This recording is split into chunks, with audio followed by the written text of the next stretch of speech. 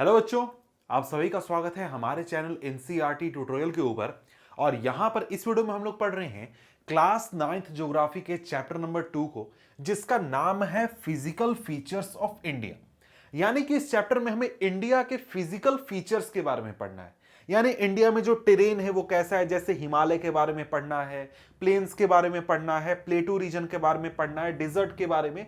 तो मतलब इंडिया का जो ज्योग्राफी है ना, उसको हम यहां पर समझने की कोशिश करेंगे कि इंडिया में किस किस तरीके के लैंडफॉर्म पाए जाते हैं, उनके क्या फीचर्स हैं, तो और उनका निर्माण कैसे हुआ, बहुत सारी चीजें हम समझने की कोशिश करेंगे। अब यहां पर देखिए, हम लोग पढ़ रहे हैं क्लास 9th का ज्योग्राफी।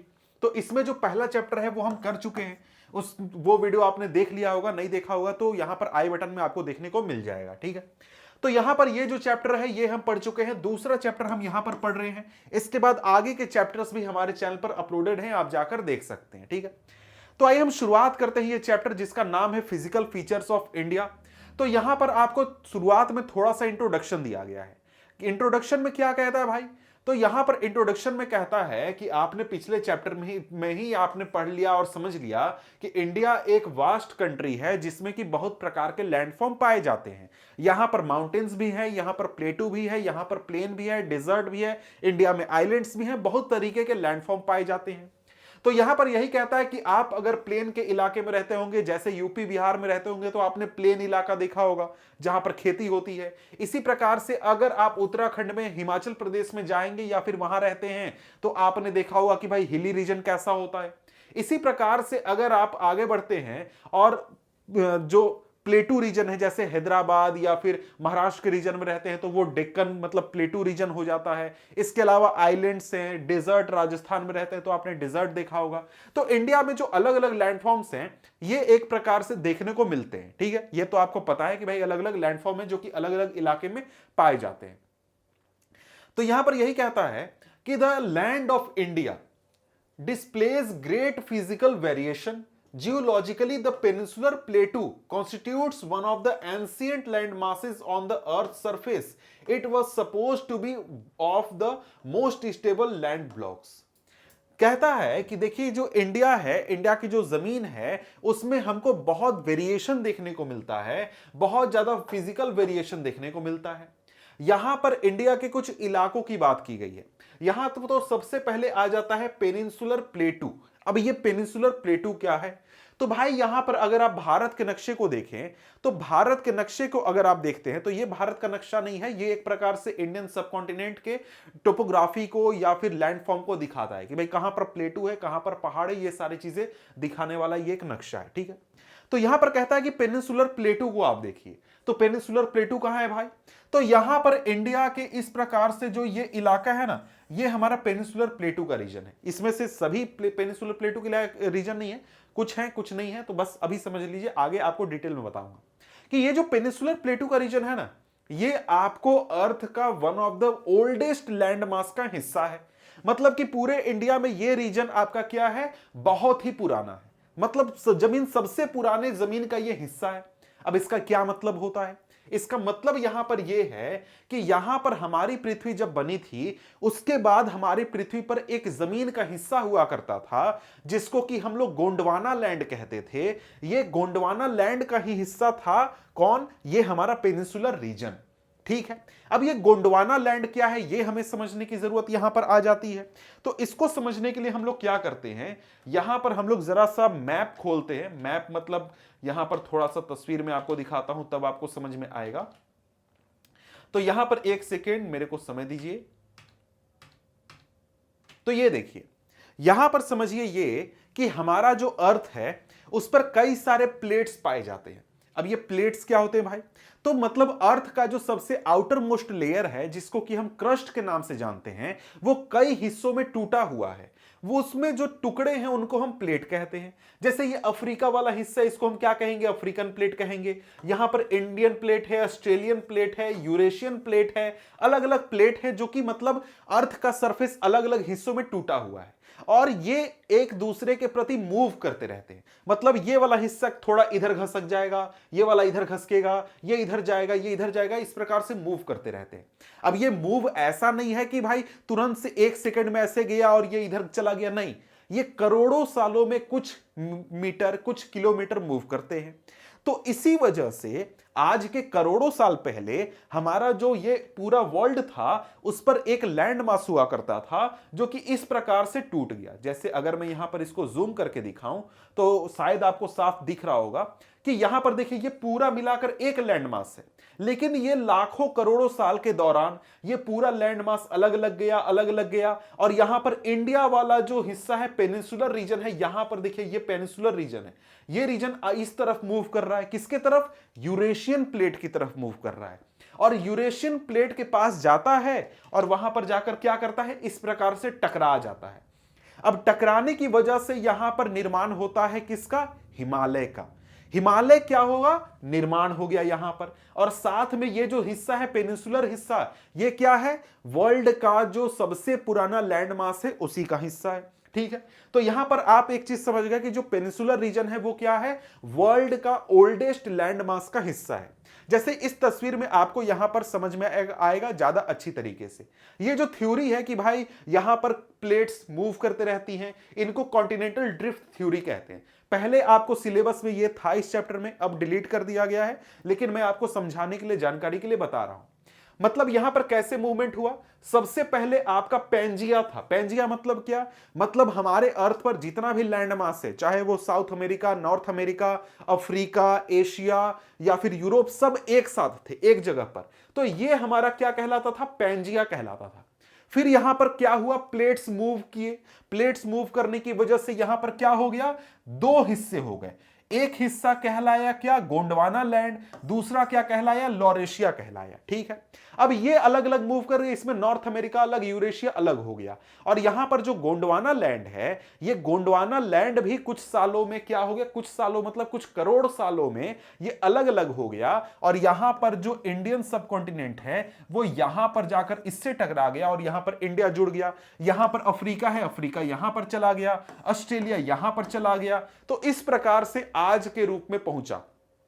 तो भाई इंडिया का पेनिनसुलर रीजन क्या है?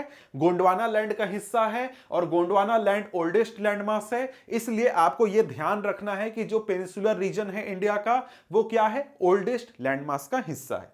अब यहां पर एक चीज भी आप एक और समझ गए होंगे यहां पर साथ में, वो ये है कि यहां पर हिमालय का फॉर्मेशन कैसे हुआ। ये शॉर्ट में हमने अभी तुरंत देखा। अब यहां पर आगे बढ़ते हैं तो आगे यहां पर कहता है कि the Himalayas and the northern plains are most recent landforms. यानी जो हमारे देश के नॉर्थ में हिमालय माउंटेन्स हैं और साथ में उसके बगल में जो नॉर्दर्न प्लेन्स हैं, ये क्या है? मोस्ट रिसेंट लैंडफॉर्म्स हैं। मोस्ट रिसेंट लैंडफॉर्म से कहने का मतलब क्या? मतलब यहां पर जरा सा देखिए, यहां पर अगर आप नक्शे को देखें तो भाई हमने ये तो बात कर लिया कि जो हमारा पेनिनसुलर रीजन है ये ओल्डेस्ट लैंड मास है। इसके साथ हमने बात किया कि भाई हिमालय का फॉर्मेशन कैसे हुआ। हिमालय का फॉर्मेशन हुआ जब पेनिनसुलर रीजन इस प्रकार से मूव करके यहां पर यूरेशियन प्लेट से जाकर टकराया, तो यहां पर क्या बन गया? हिमालय बन गया, जो कि एक प्रकार का फोल्ड माउंटेन है। अब ये क्या है, कैसे बना हिमालय को जब हम डिटेल में पढ़ेंगे तब समझेंगे। तो यहां पर हिमालय का फॉर्मेशन आप समझ गए। इसके बाद क्या होता है? यहां पर जब हिमालय बन जाता है तो हिमालय से नदियां गिरनी शुरू होती हैं, नदियां निकलने लगती हैं और ये नदियां अपने साथ हिमालय के पत्थरों को तोड़कर ला रही हैं, सेडिमेंट्स को लेकर आ रही हैं हिमालय से, और इस पूरे रीजन में जो कि हमारा नॉर्दर्न प्लेन का रीजन है, यहां पर लाकर डिपॉजिट करती हैं। और यहां पर लाखों करोड़ों साल तक डिपोजिशन होने की वजह से यह पूरा इलाका भर जाता है और यहां पर क्या होता है? प्लेन का निर्माण होता है। मतलब समझ गए कि जो हमारा नॉर्दर्न प्लेन का हिस्सा है, यानी कि यूपी, बिहार, बांग्लादेश हो गया, पंजाब हो गया, हरियाणा हो गया, दिल्ली हो गया, पाकिस्तान के और भी इलाके हो गए, ये और असम का इलाका हो गया, ये सारे इलाके कैसे बने हैं? यहां पर सेडिमेंट्स की वजह से बने हैं, जो कि हिमालय से आने वाली नदियों से आए हैं। समझ गए? तो इससे क्या पता चला कि ये हिस्सा आपका ओल्डेस्ट है। उसके बाद यहां पर हिमालय बना। हिमालय कैसे बना? तो भाई प्लेट की टकराने की वजह से बना। हिमालय कैसा माउंटेन है भाई? फोल्ड माउंटेन है। डिटेल में हम आगे पढ़ेंगे। और साथ में यहां पर नॉर्दर्न प्लेन कैसे बना ये भी आपको क्लियर हो गया। तो यहां पर अलग अलग जो हमारे लैंडफॉर्म्स है वो कैसे बने ये आप समझ गए। अब इसके बाद आगे बढ़ते हैं तो आगे यहां पर क्या कहता है? अब यहां पर कहता है कि from the view point of geology Himalayan mountains form an unstable zone. Unstable zone है भाई, वहां पर भूकंप वगैरह आ सकते हैं। क्यों आ सकते हैं? इसका कारण यह है कि यहां पर जो हिमालय है वो दो प्लेट्स के कॉर्नर पर स्थित है। एक तरफ इंडियन प्लेट है, दूसरी तरफ यूरेशियन प्लेट है। यहां पर जहां पर भी दो प्लेट्स मिलते हैं वो एक अनस्टेबल जोन होता है, वहां पर भूकंप आ सकते हैं और भी चीजें हो सकती हैं।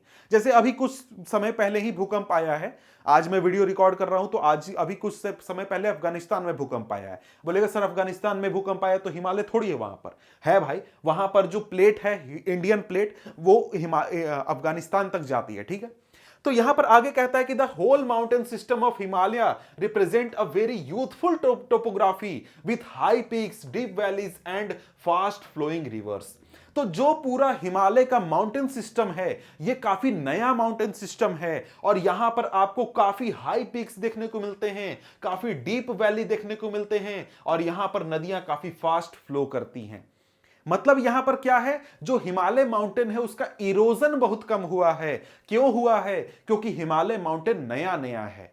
तो पुराने पुराने माउंटेन का कोई एग्जांपल, भाई अरावली माउंटेन। अरावली माउंटेन बहुत पुराना है, हिमालय से बहुत पुराना। इस वजह से अरावली माउंटेन्स का इरोजन बहुत ज्यादा हो चुका है। वहां पर अरावली माउंटेन आपको हिमालय जैसे तीखे चुकीले नहीं मिलेंगे, बल्कि अरावली माउंटेन सॉफ्ट मिलेंगे। क्यों? क्योंकि वो बहुत पुराने हैं। ठीक है, आगे कहता है कि the northern plains are formed of alluvial deposits, जो कि मैंने बताया कि जब हिमालय बन गया तो हिमालय से नदियां बहने लगी, वो अपने साथ एलुवियल डिपॉजिट लाने लगी, सेडिमेंट्स लाने लगी, उससे भरकर क्या हुआ, नॉर्दर्न प्लेन का निर्माण हुआ। आगे कहता है कि the peninsular plateau is composed of igneous and metamorphic rocks with gently rising hills and wide valleys. ठीक है, तो ये चीजें क्लियर है। अब यहां पर आगे हमारे सामने आ जाता है क्या, आगे आज सामने कहता है मेजर फिजियोग्राफिक डिवीजन्स।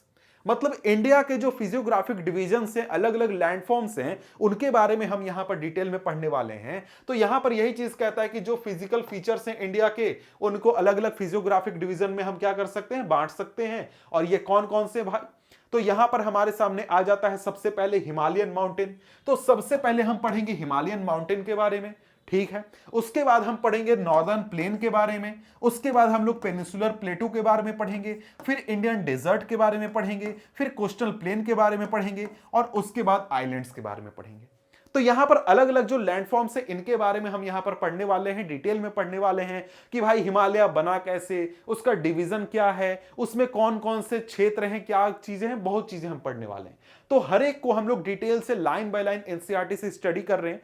तो इसलिए वीडियो को लाइक शेयर सब्सक्राइब जो भी करना है आप कर सकते हैं, वो सभी एक तरीके से उसके लिए थैंक यू पहले ही। ठीक है, तो हम लोग आगे बढ़ते हैं।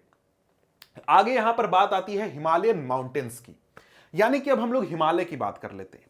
तो कहता है कि the Himalayas geologically young and structurally fold mountain stretch over the northern borders of India.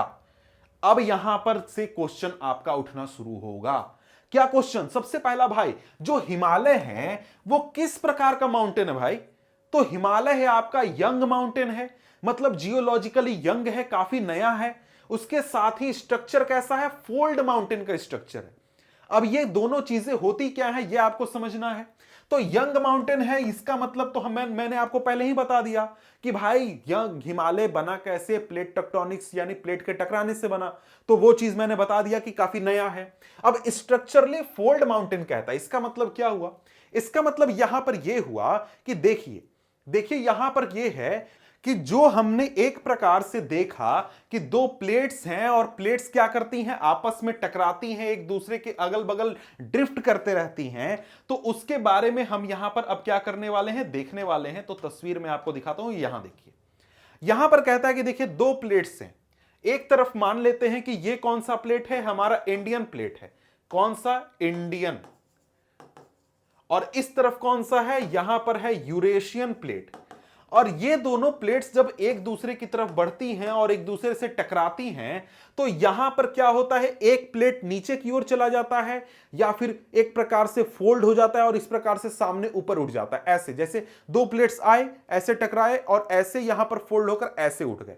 तो इस प्रकार से यहां पर जो माउंटेन निर्माण होता है ये कौन सा माउंटेन होता है? फोल्ड माउंटेन होता है। ठीक है, अब फोल्ड माउंटेन का उदाहरण क्या है भाई? हिमालय हमारा उदाहरण है। अब यहां पर यह चीज अगर आपको समझनी है तो कभी अगर आप हिमालय को नजदीक से जाकर देखेंगे, वैसे तो आपको पत्थर दिखेंगे नहीं क्योंकि वहां पर हमेशा बर्फ रहती है, लेकिन अगर आप कभी देखेंगे तो आपको ऐसा स्ट्रक्चर देखने को मिलेगा। ये देखिए, ये तस्वीर आप देख रहे हैं एक फोल्ड माउंटेन की तस्वीर है, जिसमें कि पत्थर आप देख रहे हैं कि इस प्रकार से फोल्ड है। यहां पर आपको देखने को मिल रहा होगा, ये पूरा स्ट्रक्चर आपको मुड़ा हुआ स्ट्रक्चर आपको देखने को मिल रहा है पत्थर का। ये साफ प्रूफ करता है कि ये जो माउंटेन है क्या है, ये एक प्रकार का फोल्ड माउंटेन है। इसमें आपको क्रीचेस दिख रहे हैं, क्रीचेस दिख रहे होंगे, नहीं दिख रहे होंगे तो मैं बता दे रहा हूं कि कैसे कैसे क्रीचेस हैं। इस प्रकार से इसमें साफ साफ क्रीचेस दिख रहे हैं। ये क्या दिखा रहा है कि ये जो माउंटेन है एक प्रकार का फोल्ड माउंटेन है और इस प्रकार से बना है। ठीक है, अब यहां पर अगर हम लोग आगे बढ़ते हैं तो आगे हमारे सामने क्या आता है, आगे एक सेकेंड हम लोग क्या कर लेते हैं, एनसीईआरटी खोल लेते हैं। ठीक है, तो यहां पर कहता है कि these mountain ranges run in west east direction from Indus to the Brahmaputra. अब यहां पर कहता है कि ये जो माउंटेन है, जो हिमालयन माउंटेन है, ये आपको ब्रह्मपुत्र से शुरू होते हैं और इंडस नदी तक जाते हैं। यानी इसका बाउंड्री क्या है, बाउंड्री ब्रह्मपुत्र रिवर से लेकर इंडस रिवर तक है। यानी कि अगर आप एक प्रकार से देखें तो यहां पर से ये आपका जॉर्ज है, दिहांग जॉर्ज, जहां से ब्रह्मपुत्र इंडिया में एंटर करता है। ठीक है, और इस तरफ यहां पर है जहां से आपका इंडस रिवर ऐसे जाता है फ्लो करके पाकिस्तान में। ठीक है, ये शायद एक्यूरेट लोकेशन नहीं है, यहां से ऐसे शायद जाता है। ठीक है, तो यहां पर अगर आप देखें तो इन दोनों नदियों के बीच में हमारा हिमालय पड़ता है और साथ में हिमालय एक प्रकार का आर्क बनाता है जो कि इंडिया के नॉर्दर्न बॉर्डर में लाई करता है। तो इस प्रकार का आर्क बनाता है, सेमी सर्कल आप कह सकते हैं, और ये इंडिया का नॉर्दर्न बॉर्डर बनाता है। ठीक है, अब इसके बाद आगे अगर हम देखते हैं तो आगे यहां पर क्या कहता है, आगे कहता है कि these mountain ranges run in west east direction, ये तो मैंने बता दिया, from the Indus to the Brahmaputra. The Himalayas represent the loftiest and one of the most rugged mountain barriers of the world. यहां पर आपको लॉफ्टीएस्ट का मतलब कि आपको एकदम ऊंचे ऊंचे पहाड़ मिलेंगे, सबसे ऊंचे पहाड़ पर्वत यहीं पर मिलेंगे, और साथ में ये रगेड माउंटेन है। रगेड मतलब यहां पर उबड़ खाबड़ ऊंचाई नीचाई बहुत ज्यादा है, समझ गए? मतलब यहां पर वैली भी बहुत नीचे हैं, पहाड़ बहुत ऊंचे हैं, तो बहुत ऊंचाई नीचाई यहां पर है, समझ गए? They form and arc, arc मैंने बता दिया कि form and arc, which covers a distance about 2400 kilometre. Their width vary from 400 km in Kashmir to 150 km in Arunachal Pradesh. यहां पर क्या पता चला, यहां पर पता चला कि ये हमारा आर्क फॉर्म तो करता है और इसकी लंबाई कितनी है, 2400 किलोमीटर। यानी यहां से लेकर यहां तक की लंबाई कितनी है, 2400 किलोमीटर। अब ये इसकी लंबाई हो गई हिमालय की, इसके साथ हिमालय की चौड़ाई भी बताई गई है। चौड़ाई ये बताई गई है कि जो हिमालय है इसकी चौड़ाई कश्मीर में सबसे ज्यादा है। कितनी है भाई, यहां पर 400 किलोमीटर है, और यहीं पर जो हमारा अरुणाचल प्रदेश है यहां पर हिमालय की जो चौड़ाई है वो 150 किलोमीटर है। कितनी, 150 किलोमीटर। मतलब कश्मीर में सबसे चौड़ी है हिमालय और यहां पर अरुणाचल में सबसे पतली है, कितनी, 150 किलोमीटर। तो हिमालय का लंबाई और चौड़ाई हमें पता चल गया, हिमालय का लोकेशन हमें पता चल गया, हिमालय का शेप हमें पता चल गया। अब आगे क्या देखना है, तो आगे कहता है कि the altitudinal variation are greater in the eastern half than those in western half. यानी कि अगर आप देखें तो यहां पर जो हिमालय है, हिमालय का जो ईस्टर्न हिस्सा है यानी जो पूर्वी हिस्सा है ये वाला, यहां पर आपको एल्टीट्यूड में वेरिएशन ज्यादा देखने को मिलता है, वेस्टर्न में हमको वेरिएशन कम देखने को मिलता है। ठीक है, अब इसके बाद हम लोग आगे बढ़े तो आगे यहां पर क्या कहता है, कहता है कि the Himalayas consist of 3 parallel ranges in its longitudinal extent. A number of valleys lie between these ranges. The northernmost range is called the Great or Inner Himalaya or the Himadri. ठीक है, अब यहां पर कहता है कि देखिए जब हम हिमालय को देखते हैं तो हिमालय ऐसा नहीं है कि एक श्रृंखला है, एक श्रृंखला नहीं है, एक पहाड़ भी नहीं है, ये पहाड़ों का एक ग्रुप है। बहुत सारे पहाड़ों का एक ग्रुप है। इसको मेनली हम 3 ग्रुप्स में बांट सकते हैं हिमालय को। मतलब कि 3 पैरेलल रेंजेस हैं। पैरेलल रेंजेस मतलब कि एक पहाड़ यहां, उसके बाद एक और पहाड़ का सीरीज, उसके बाद एक और पहाड़ का सीरीज। मतलब कि एक यहां, एक यहां, एक यहां, 3 हो गए, 3 सीरीज हैं। अब 3 सीरीज कैसे हैं भाई, कहां कहां हैं, तो ये जरा सा समझते हैं।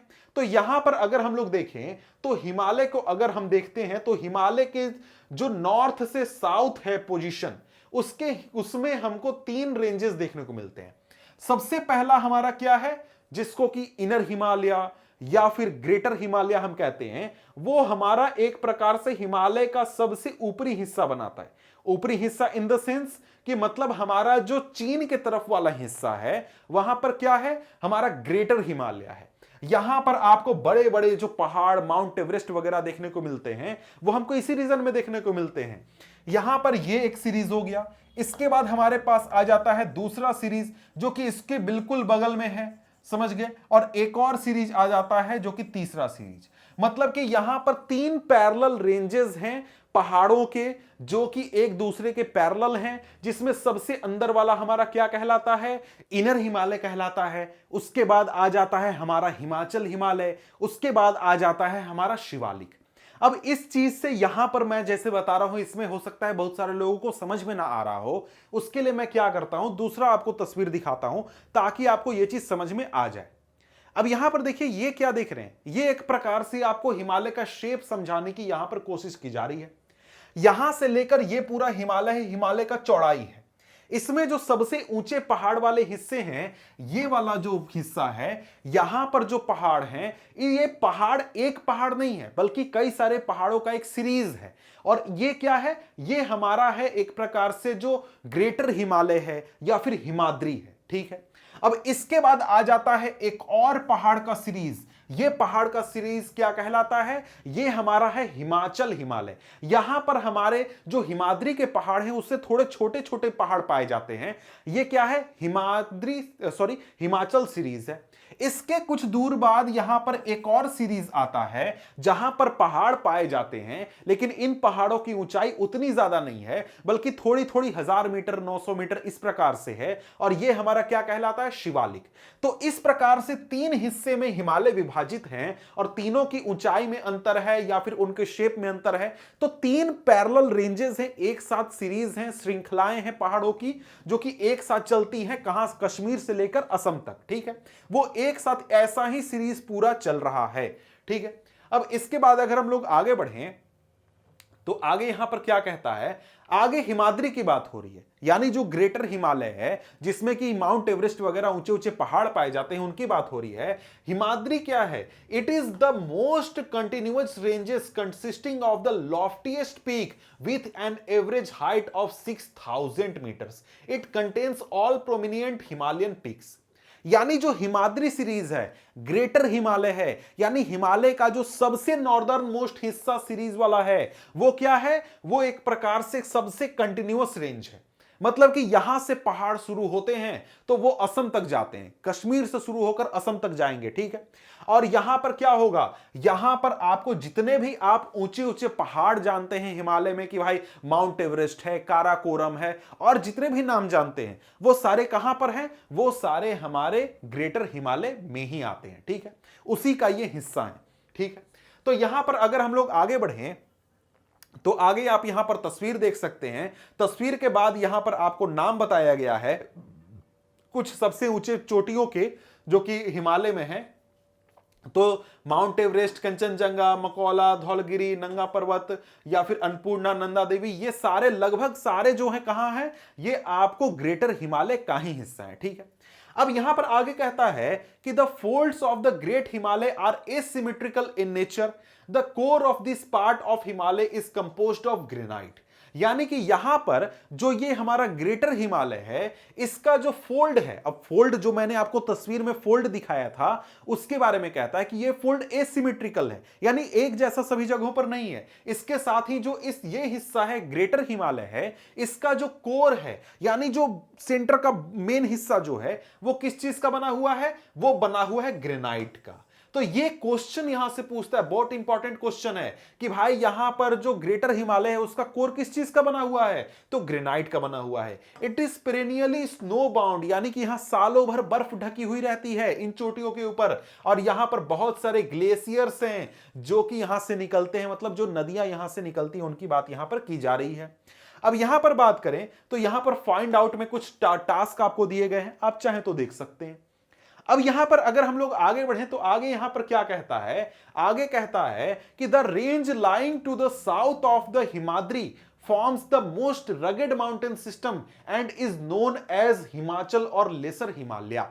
यानी कि यहां पर जो हमने बात किया ग्रेटर हिमालय का, उसके साउथ में मतलब उसके नीचे एक सीरीज आता है पहाड़ों का, हिमालय के पहाड़ों का, जो कि जिसको हम क्या कहते हैं, हिमाचल हिमालय कहते हैं या फिर लेसर हिमालय कहते हैं। अब ये जो रेंजेस हैं इनमें आपको हाईली कंप्रेस्ड और अल्टर्ड रॉक्स पाए जाते हैं। यानी कि यहां पर आपको जब ये माउंटेन बन रहा था तो ये माउंटेन बनने के दौरान यहां जो रॉक्स थे वो काफी कंप्रेस हुए थे, काफी अल्टर्ड हुए थे। अल्टर्ड मतलब एक प्रकार से वहां पर प्रेशर था, वहां पर वोल्केनो का एक प्रकार से हीट भी था, बहुत चीजें थी जिसकी वजह से यहां पर रॉक्स क्या हो गए, अल्टर हो गए। ठीक है, अब यहां पर ये जो हमारा लेसर हिमालय है या फिर हिमाचल हिमालय है, यहां पर एल्टीट्यूड कितना है, 3700 मीटर से लेकर 4500 मीटर के बीच में यहां पर एल्टीट्यूड है। और ये जो रेंज है हमारा, इसका विड्थ कितना है, 50 किलोमीटर है। यानी कि अगर आपसे पूछे कि जो हमारा हिमाचल हिमालय है या फिर लेसर हिमालय है, इसके रॉक्स का मतलब कि जो चोटियां हैं उनका एल्टीट्यूड कितना है, वो 3700 से 4500 मीटर के बीच में है, और विड्थ कितना है, 50 किलोमीटर है। ठीक है, आगे कहता है कि while the Pir Panjal range forms the longest and the most important range, the Dhauladhar and the Mahabharat ranges are also prominent ones. अब यहां पर देखिए, यहां पर बात कई सारे रेंजेस की जा रही है। देखिए पूरा हिमालय क्या हुआ, एक पहाड़ों का रेंज हुआ, उसको हमने 3 हिस्सों में बांटा कि भाई जो सबसे नॉर्दर्न मोस्ट है वो हमारा ग्रेटर हिमालय हो गया, उसके बाद हमारा आ गया हिमाचल हिमालय, और सबसे सदर्न मोस्ट हमारा क्या हो गया, शिवालिक हो गया। अब यहां पर हम लोग आ गए हिमाचल हिमालय में, तो इसमें भी कई सारे रेंजेस हैं जहां पर 10 पहाड़ 20 पहाड़ को एक साथ मिलाकर एक रेंज का नाम दिया गया है। तो यहां पर आपको क्या है, पीर पंजाल रेंज है, धौलाधर रेंज है, महाभारत रेंज है। तो कई सारे ग्रुपों में हम बांट देते हैं ताकि हमको स्टडी आसान हो। एक जगह पर एक जैसा स्ट्रक्चर मिल रहा है तो उसको हम एक ग्रुप बना देते हैं। तो इस प्रकार से यहां पर रेंजेस हमें देखने को मिलते हैं। आगे कहता है कि this range consist of the famous valley of Kashmir, the Kangra and Kullu valley in Himachal Pradesh. This region is well known for its hill station. यानी ये जो रीजन है, यानी जो हमारा हिमाचल हिमालय का रीजन है, यहां पर कई सारे वैलीज पाए जाते हैं। यहां पर कश्मीर वैली होती है, कांगड़ा वैली है, कुल्लू वैली है हिमाचल प्रदेश में, और ये जो रीजन है हमारा हिल स्टेशन के लिए क्या है, बहुत ही फेमस है, बहुत ही मशहूर है। ठीक है, अब यहां पर अगर हम लोग आगे बात करें तो आगे यहां पर कहता है कि the outer most range of Himalaya is called Shivalik.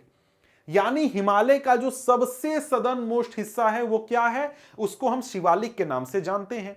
यहां पर अगर हम लोग देखें तो ये भारत का नक्शा है, और यहां पर साथ में नेपाल भी रखा गया है और भूटान भी रखा गया है, क्योंकि यहां पर हिमालय नेपाल से होकर जाता है, भूटान से भी होकर जाता है। तो यहां पर देखिए जो हमारा सबसे नॉर्दर्न मोस्ट हिस्सा है ये क्या हो गया, ये हमारा हो गया एक प्रकार से ग्रेटर हिमालय। बिल्कुल इसके बगल में क्या आ जाएगा, इसके बगल में हमारा आ जाएगा, यहां पर आ जाएगा क्या, यहां पर हमारा हिमाचल हिमालय आ जाएगा। और फिर इसके बाद हमारा सबसे सदर्न मोस्ट हिस्से में क्या आ जाएगा, शिवालिक आ जाएगा। मतलब कि जो हमारे इंडिया की तरफ वाला हिस्सा है ना हिमालय का, वहां पर शिवालिक रेंज पाया जाता है। उसके बाद बीच में हमारा आ जाता है हिमाचल हिमालय, और जो हमारा तिब्बत के नजदीक में हिस्सा है, तिब्बत की तरफ है या फिर चीन की तरफ है, वो जो रेंज है वो हमारा ग्रेटर हिमालय है। ठीक है, तो यहां पर हम लोग किसकी बात कर रहे हैं, यहां पर हम लोग बात कर रहे हैं शिवालिक की, कि जो हिमालय का आउटर मोस्ट रेंज है, आउटर मोस्ट मतलब हम लोग की तरफ जो रेंज है वो क्या है, शिवालिक है। और ये इनका जो विड्थ है, ये विड्थ है करीब 10 से 50 किलोमीटर, मतलब कहीं पर 10 किलोमीटर इनकी चौड़ाई है और कहीं पर 50 किलोमीटर है। ठीक है, और कहता है कि इनका एल्टीट्यूड जो है, यहां पर जो पहाड़ पाए जाते हैं इनका एल्टीट्यूड कितना है, 900 से लेकर 1100 मीटर के बीच में है। और इसके साथ ही these ranges are composed of unconsolidated sediments brought down by rivers from the main Himalayan ranges located farther north. यानी कि ये जो हमारा रेंज है, शिवालिक रेंज है, ये बना कैसे? तो ये बना है भाई एक प्रकार से सेडिमेंट से, अनकंसोलिडेट सेडिमेंट से। मतलब जो ग्रेटर हिमालय है या फिर हिमाचल हिमालय है, वहां से ग्लेशियर्स की मदद से, नदियों की मदद से जो सेडिमेंट्स आए उनकी मदद से ये बना है। और ये एक प्रकार से ग्रेनाइट वगैरह से नहीं बना है, तो ये भी आप ध्यान रखिएगा, ठीक है। आगे कहता है कि these valleys are covered with thick gravel and alluvium. The longitudinal valley lying between lesser Himalaya and the Shivalik are known as duns. तो भाई दून क्या होते हैं? दून एक प्रकार से वैली होते हैं जो कि हमारे लेसर हिमालय यानी कि हिमाचल हिमालय और साथ में शिवालिक के बीच में जो वैली का रीजन है, प्लेन लाइंग एरिया है, वो क्या होता है? दून होता है। अब यहां पर दून के कुछ नाम जैसे देहरादून, कोटली दून, पाटली दून, ये कुछ फेमस दून है। अब यहां पर दून और साथ में यहां पर वैली, वैली ऊपर हमने बात की थी, यहां पर कांगड़ा वैली, कुल्लू वैली बात की थी, ठीक है। तो यहां पर एक चीज नक्शे से आपको समझना होगा, एक सेकेंड, तस्वीर ऊपर है, तस्वीर से आपको समझाऊंगा तो ज्यादा समझ में आएगा। देखिए यहां पर दो रीजन्स आपके सामने आए। यहां पर आपको जो ये रीजन है, यानी कि यहां पर जो आपको वैली का रीजन हो गया, ये यहां पर आपको कश्मीर वगैरह हो गया इस हाइट पर। इसके बाद यहां पर जो शिवालिक है, और शिवालिक और यहां पर लेसर हिमालय के बीच में जो ये लो लाइंग रीजन है, प्लेन जैसा रीजन है, ये हमारा क्या बनता है? दून यहां पर बनाता है, ठीक है। तो ये आप ध्यान रखिएगा कि दून कहां है और साथ में हमारा वैली कहां है, ठीक है। अब यहां पर आगे बढ़ें तो आगे यहां पर कहता है कि besides the longitudinal division the Himalaya have been divided on the basis of regions from west to east. हमने अभी तक क्या देखा कि हिमालय को हम लोग नॉर्थ से साउथ की ओर कैसे हिस्सों में डिवाइड कर रहे थे। तो तीन हिस्से हमने निकाल दिए, पहला ग्रेटर हिमालय, फिर उसके बाद हिमाचल हिमालय और उसके बाद शिवालिक हिमालय, ठीक है। तो इसके बाद हम लोग अब देखेंगे कि जो हिमालय है उसको हम लोग ईस्ट टू वेस्ट के बीच में कैसे डिवाइड करते हैं, कितने हिस्सों में बांटते हैं, क्या उसका बेसिस है, ये चीज अब हम देखेंगे। तो यहां पर कहता है कि these divisions have been demarcated by river valleys, यानी जो ईस्ट टू वेस्ट डिवीजन है हिमालय का, ये रिवर वैलीज के आधार पर किया गया है। For example the part of Himalayas lying between Indus and Sutlej has been traditionally known as Punjab Himalaya, but it is also known regionally as Kashmir and Himachal Himalaya from west to east respectively. यहां पर कहता है कि अगर हम लोग देखें हिमालय के ईस्ट टू वेस्ट डिवीजन को, तो उसमें सबसे पहले आ जाता है कि जो हिस्सा इंडस नदी और सतलज नदी के बीच में है उसको हम पंजाब हिमालय के नाम से जानते हैं। यानी अगर हम लोग देखें, एक सेकेंड, तो यहां पर अगर हम लोग देखें तो जो हिस्सा हम लोग का इंडस नदी, यहां पर आपको साफ दिखेगा इस तस्वीर में कि जो हिस्सा हम लोग का इंडस नदी से लेकर यहां पर सतलज नदी के बीच में आता है, इसको हम क्या कहते हैं? पंजाब हिमालय के नाम से जानते हैं। लेकिन पंजाब हिमालय को भी दो हिस्सों में बांटा जाता है, एक आपका कश्मीर हिमालय हो गया और एक आपका हिमाचल हिमालय हो गया। तो ये दो हिस्से हो गए। इसके साथ ही अगर हम थोड़ा सा आगे बढ़ें, थोड़ा सा ईस्ट की ओर बढ़ें, तो यहां पर हमारा आ जाता है फिर कुमाऊं हिमालय। कुमाऊं हिमालय हमारे सतलज और शारदा नदी के बीच में, सतलज और काली नदी के बीच में है। यहां पर सतलज नदी बहती है, यहां पर काली नदी बहती है, इसके बीच में यहां पर आ जाता है। फिर इसके बाद हमारे सामने आ जाता है क्या? नेपाल हिमालय, जो कि नेपाल हिमालय काली और तीस्ता रिवर के बीच में आ जाता है, ठीक है। इसके बाद हमारा असम हिमालय आ जाता है, जो कि तीस्ता और दिहांग नदी के बीच में आ जाता है, ठीक है। तो ये एक प्रकार से ईस्ट टू वेस्ट डिवीजन किया गया हिमालय का। ये हिमालय का वेस्ट टू ईस्ट या फिर ईस्ट टू वेस्ट जो डिवीजन है, इसका बेसिस क्या है? रिवर वैली, रिवर वैली, ठीक है। मतलब कि जो नदियां पहाड़ों के बीच में से बहती हैं, वहां से मान लिया गया कि भाई देखो यहां से हिमालय, ये हिस्सा अलग, ये हिस्सा अलग, ठीक है। तो इस प्रकार से डिवीजन किया गया है, ठीक है। तो यहां पर अगर हम लोग आगे बढ़ें तो आगे यहां पर कहता है, आगे वही जो डिवीजन है उसके बारे में बताया गया है। The part of Himalaya lying between Sutlej and Kali river is known as Kumaon Himalaya. The Kali and Teesta river demarcate the Nepal Himalaya and part lying between Teesta and Dihang river is known as Assam Himalaya. तो ये असम हिमालय कहां से कहां है ध्यान रखिएगा। इसके साथ ही नेपाल हिमालय कहां से कहां है ये ध्यान रखिएगा। इसके साथ ही कुमाऊं हिमालय कहां है ध्यान रखिएगा। ये सारी चीजें आपको ध्यान रखनी है, ठीक है। इसके बाद कहता है कि there are regional names also in these broad categories, find out some regional names of the Himalay। ठीक है, तो यहां पर जो ईस्ट वेस्ट डिवीजन था वो भी हम एक प्रकार से समझ गए। आगे कहता है कि the Brahmaputra marks the eastern most boundary of the Himalayas beyond the Dihang George. The Himalayas bend sharply to the south and spread along the eastern boundary of India. They are known as Purvanchal or the eastern hills and mountains। अब यहां पर देखिए, यहां पर अगर आप हिमालय को देखें तो हिमालय यहां तक फैली, कहां तक फैली भाई? दिहांग जॉर्ज तक। अब ये दिहांग जॉर्ज से ब्रह्मपुत्र रिवर जो है वो इंडिया में एंटर करता है, यहां से एंटर करता है, तो यहां तक ऐसे हिमालय आता है और यहां दिहांग जॉर्ज के पास से ऐसे मुड़ जाता है, इस तरफ आ जाता है। तो ये जो हिस्सा है हिमालय का नॉर्थ ईस्ट में, इसको हम लोग क्या कहते हैं? पूर्वांचल हिमालय कहते हैं। क्या कहते हैं? पूर्वांचल हिमालय, ठीक है। या फिर एक और नाम दिया गया था इंग्लिश में, मैं शायद भूल रहा हूं, उसको जरा सा मैं देख लेता हूं, ठीक है। यहां पर है क्या?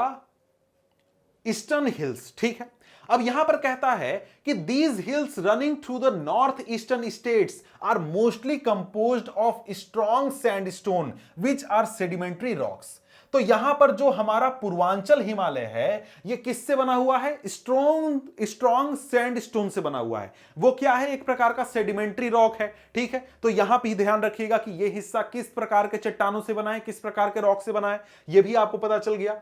अब इसके बाद यहां पर आगे क्या कहता है? आगे कहता है कि covered with dense forest they mostly run as parallel ranges and valleys। The Purvanchal comprises the Patkai Hills, Naga Hills and Manipur Hills and the Mizo Hills। यानी कि जो हमारा पूर्वांचल हिमालय है उसमें कुछ प्रोमिनेंट हिल्स के नाम यहां पर लिखे गए हैं। यहां पर बहुत ज्यादा फॉरेस्ट पाया जाता है और ये पैरेलल रेंजेस के रूप में चलते हैं, जैसा कि हमारा यहां पर नॉर्दर्न हिमालय में चलता है, ठीक है। तो ये आपके मिजो हिल के कुछ इमेजेस हैं। यहां पर आपको बर्फ देखने को नहीं मिलता है, बल्कि यहां पर आपको हरियाली देखने को मिलती है, जंगल काफी ज्यादा देखने को मिलता है, ठीक है। अब इसके बाद आगे बढ़ें तो हिमालय एक प्रकार से हमारा समाप्त हो गया। वैसे ये जो चैप्टर है इसका मैं नोट्स के जरिए भी वीडियो बना दूंगा, जिसमें कि आपको पॉइंट टू पॉइंट सभी चीजें देखने को मिलेगी। इस वीडियो में हम लोग क्या कर रहे हैं? एनसीईआरटी को लाइन बाय लाइन स्टडी कर रहे हैं, तो उसी के ऊपर हम लोग यहां पर फोकस करेंगे। अब हमारे सामने क्या है? नॉर्दर्न प्लेन्स, यानी कि अब हम लोग क्या करने वाले हैं? नॉर्दर्न प्लेन्स के बारे में यहां पर हम लोग बात करने वाले हैं। तो यहां पर नॉर्दर्न प्लेन्स के बारे में कहता है कि the northern plains has been formed by the interplay of the three major river systems, namely the Indus, the Ganga and the Brahmaputra along with their tributaries. तो यहां पर कहता है कि जो हमारे देश का नॉर्दर्न प्लेन है, जो इंडिया का नॉर्दर्न प्लेन है, ये तीन नदी तंत्रों के द्वारा बना है, यानी रिवर सिस्टम के द्वारा बना है। तो भाई यहां पर तीन रिवर सिस्टम का नाम दिया गया है। पहला तो इंडस रिवर सिस्टम, दूसरा गंगा रिवर सिस्टम और तीसरा ब्रह्मपुत्र रिवर सिस्टम, ठीक है। अब ये रिवर सिस्टम होता क्या है? रिवर सिस्टम की बात करें अगर, तो यहां पर जब भी कोई नदी बहती है तो उस नदी के साथ बहने वाली जो उसकी सहायक नदियां हैं, यानी जो ट्रिब्यूटरीज हैं, उनको मिलाकर ये पूरा एक सिस्टम बनता है, जिसको कि उस नदी का रिवर सिस्टम कहा जाता है। जैसे इंडस नदी यहां पर बह रही है, इस चीज के बारे में नेक्स्ट चैप्टर में आप अच्छी तरीके से पढ़ेंगे। तो यहां पर इंडस बह रहा है, इंडस के साथ साथ देख रहे हैं इतनी सारी नदियां हैं जो कि इंडस नदी में आकर मिलती हैं, और ये पूरा सिस्टम क्या हो गया? इंडस रिवर का सिस्टम बन गया। मतलब कि यहां पर इस इलाके में जो भी नदी बह रही है वो किससे जुड़ी हुई है? इंडस रिवर से जुड़ी हुई है। तो ये क्या है? एक प्रकार से इंडस रिवर का ड्रेनेज सिस्टम भी है, इंडस रिवर सिस्टम भी इसको कहते हैं, नदी तंत्र इसको हिंदी में कहते हैं। तो ये क्या होता है कि इसी प्रकार से जैसे ये इंडस रिवर का पूरा सिस्टम है, ये पूरा आपके इंडिया के, ये कश्मीर के इलाके में, जम्मू के इलाके में, पंजाब के इलाके में, इसके साथ ही पाकिस्तान के बहुत बड़े हिस्से में, इसी प्रकार से हमारे गंगा रिवर का भी रिवर सिस्टम है। यहां पर आप देख सकते हैं ये गंगा है, यहां से न्यू दिल्ली वगैरह शुरू होता है, यहां पर भोपाल वगैरह होते हुए यहां से यहां तक आपका क्या है? ये पूरा गंगा रिवर सिस्टम है। क्यों भाई? क्योंकि यहां पर गंगा नदी बहती है, साथ में गंगा के साथ जो ट्रिब्यूटरीज है गंगा में आकर मिलने वाली, वो भी इस इलाके में बहती हैं। तो ये पूरा रिवर सिस्टम किसका है? गंगा का है। इसी प्रकार से अगर हम ब्रह्मपुत्र की बात करें तो ब्रह्मपुत्र यहां पर तिब्बत में होते हुए, जिसको कि तिब्बत में सांगपो के नाम से जाना जाता है, वो यहां से हुए थे दिहांग जॉर्ज के थ्रू इंडिया में एंटर करती है, आसाम में पहुंचती है और आसाम में यहां पर पूरा अपना सिस्टम बनाती है, यहां पर प्लेन तैयार करती है।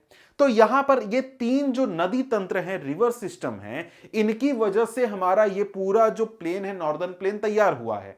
अब यहां पर बात करें तो नॉर्दर्न प्लेन जो है उसको प्लेन के हिसाब से हम तीन हिस्से में बांट सकते हैं। पहला तो हमारा इंडस रिवर का हिस्सा, जो कि एक प्रकार से क्या हो जाएगा? एक प्रकार से हमारा हो जाएगा पाकिस्तान के इलाके में। इसके साथ ही अगर हम देखें तो जो पंजाब का, इंडिया वाले पंजाब का हिस्सा है या फिर हिमाचल प्रदेश का कुछ हिस्सा है, वो सारे इलाके में आपका क्या आ जाता है? आ जाता है आपका इंडस रिवर सिस्टम या फिर इंडस प्लेन। इसके साथ ही गंगा रिवर सिस्टम का जो इलाका है, यहां पर गंगा प्लेन कहलाता है। तो ये हो गया हिस्सा। और तीसरा हिस्सा क्या हो गया? ब्रह्मपुत्र रिवर सिस्टम का ब्रह्मपुत्र प्लेन। तो ये तीन प्लेन मिलकर यहां पर नॉर्दर्न प्लेन का हिस्सा बनता है। यहां पर जो हमारे देश में जो नॉर्दर्न प्लेन का समतल भूमि है उसकी बात यहां पर हो रही है। ठीक है। कहता है कि this plain is formed of alluvial soil. ये जो पूरा नॉर्दर्न प्लेन है ये किस चीज का बना हुआ है? एलुवियल सॉइल का बना हुआ है। अब यहां पर देखिए नॉर्दर्न प्लेन कहां पर है? इंडिया के आपको जो दिल्ली, पंजाब, हरियाणा, उत्तर प्रदेश, बिहार, वेस्ट बंगाल, असम, ये पूरा होते हुए यहां पर पाकिस्तान में भी ये जाता है। तो भाई पाकिस्तान इंडिया का हिस्सा नहीं है, तो इसलिए यहां पर मैप में नहीं दिखाया गया है, लेकिन यहां पर भी आपको यह चीज फैला हुआ है। ठीक है। तो यहां पर कहता है कि ये आपका जो प्लेन है ये किस चीज का बना है? एलुवियल सॉइल का बना है। The deposition of alluvium in a vast basin lying at the foothills of Himalaya over million of years formed this fertile plain. यानी कि यहां पर क्या हुआ? हमने चैप्टर के शुरुआत में ही बात किया था कि भाई हिमालय कैसे बना? तो प्लेट के टकराने से बना। हिमालय जब बन गया तो वहां से क्या हो गए? नदियां निकलने लगी जो अपने साथ पहाड़ों को तोड़ कर लाने लगी, उनके सेडिमेंट लाने लगी। और यहां मिलियन ऑफ ईयर्स तक, लाखों साल, करोड़ों साल तक यहां पर क्या हुआ? वो सेडिमेंट्स आकर जमा होते गए और हमारा ये जो पूरा नॉर्दर्न प्लेन का हिस्सा था सेडिमेंट से भर गया और यहां पर हमारे सामने नॉर्दर्न प्लेन एक प्लेन के रूप में आ गया। ठीक है। तो यहां पर यही चीज कहता है। इसके बाद क्या कहता है? कहता है कि it spreads over an area of 7 lakh square kilometre. तो नॉर्दर्न प्लेन का एरिया कितना है? 7 lakh square kilometre. The plain being about 2400 kilometre long and 240 to 320 kilometre broad is a densely populated physiographic division. तो यहां पर कहता है कि जो हमारा नॉर्दर्न प्लेन है, ये नॉर्दर्न प्लेन कितना लंबा है भाई? 2400 किलोमीटर लंबा है। कितना? 2400 किलोमीटर। मतलब जितने हमारे हिमालय की लंबाई है उतना ही लंबा क्या है? हमारा नॉर्दर्न प्लेन है। अब यहां पर यहां से लेकर यहां तक हमारा कितना हो गया? 2400 किलोमीटर। और इसकी चौड़ाई भी बताई गई है। चौड़ाई कितनी बताई गई है भाई? चौड़ाई फिर से देख लेते हैं। तो यहां पर चौड़ाई बताई गई है 240 से 320 किलोमीटर।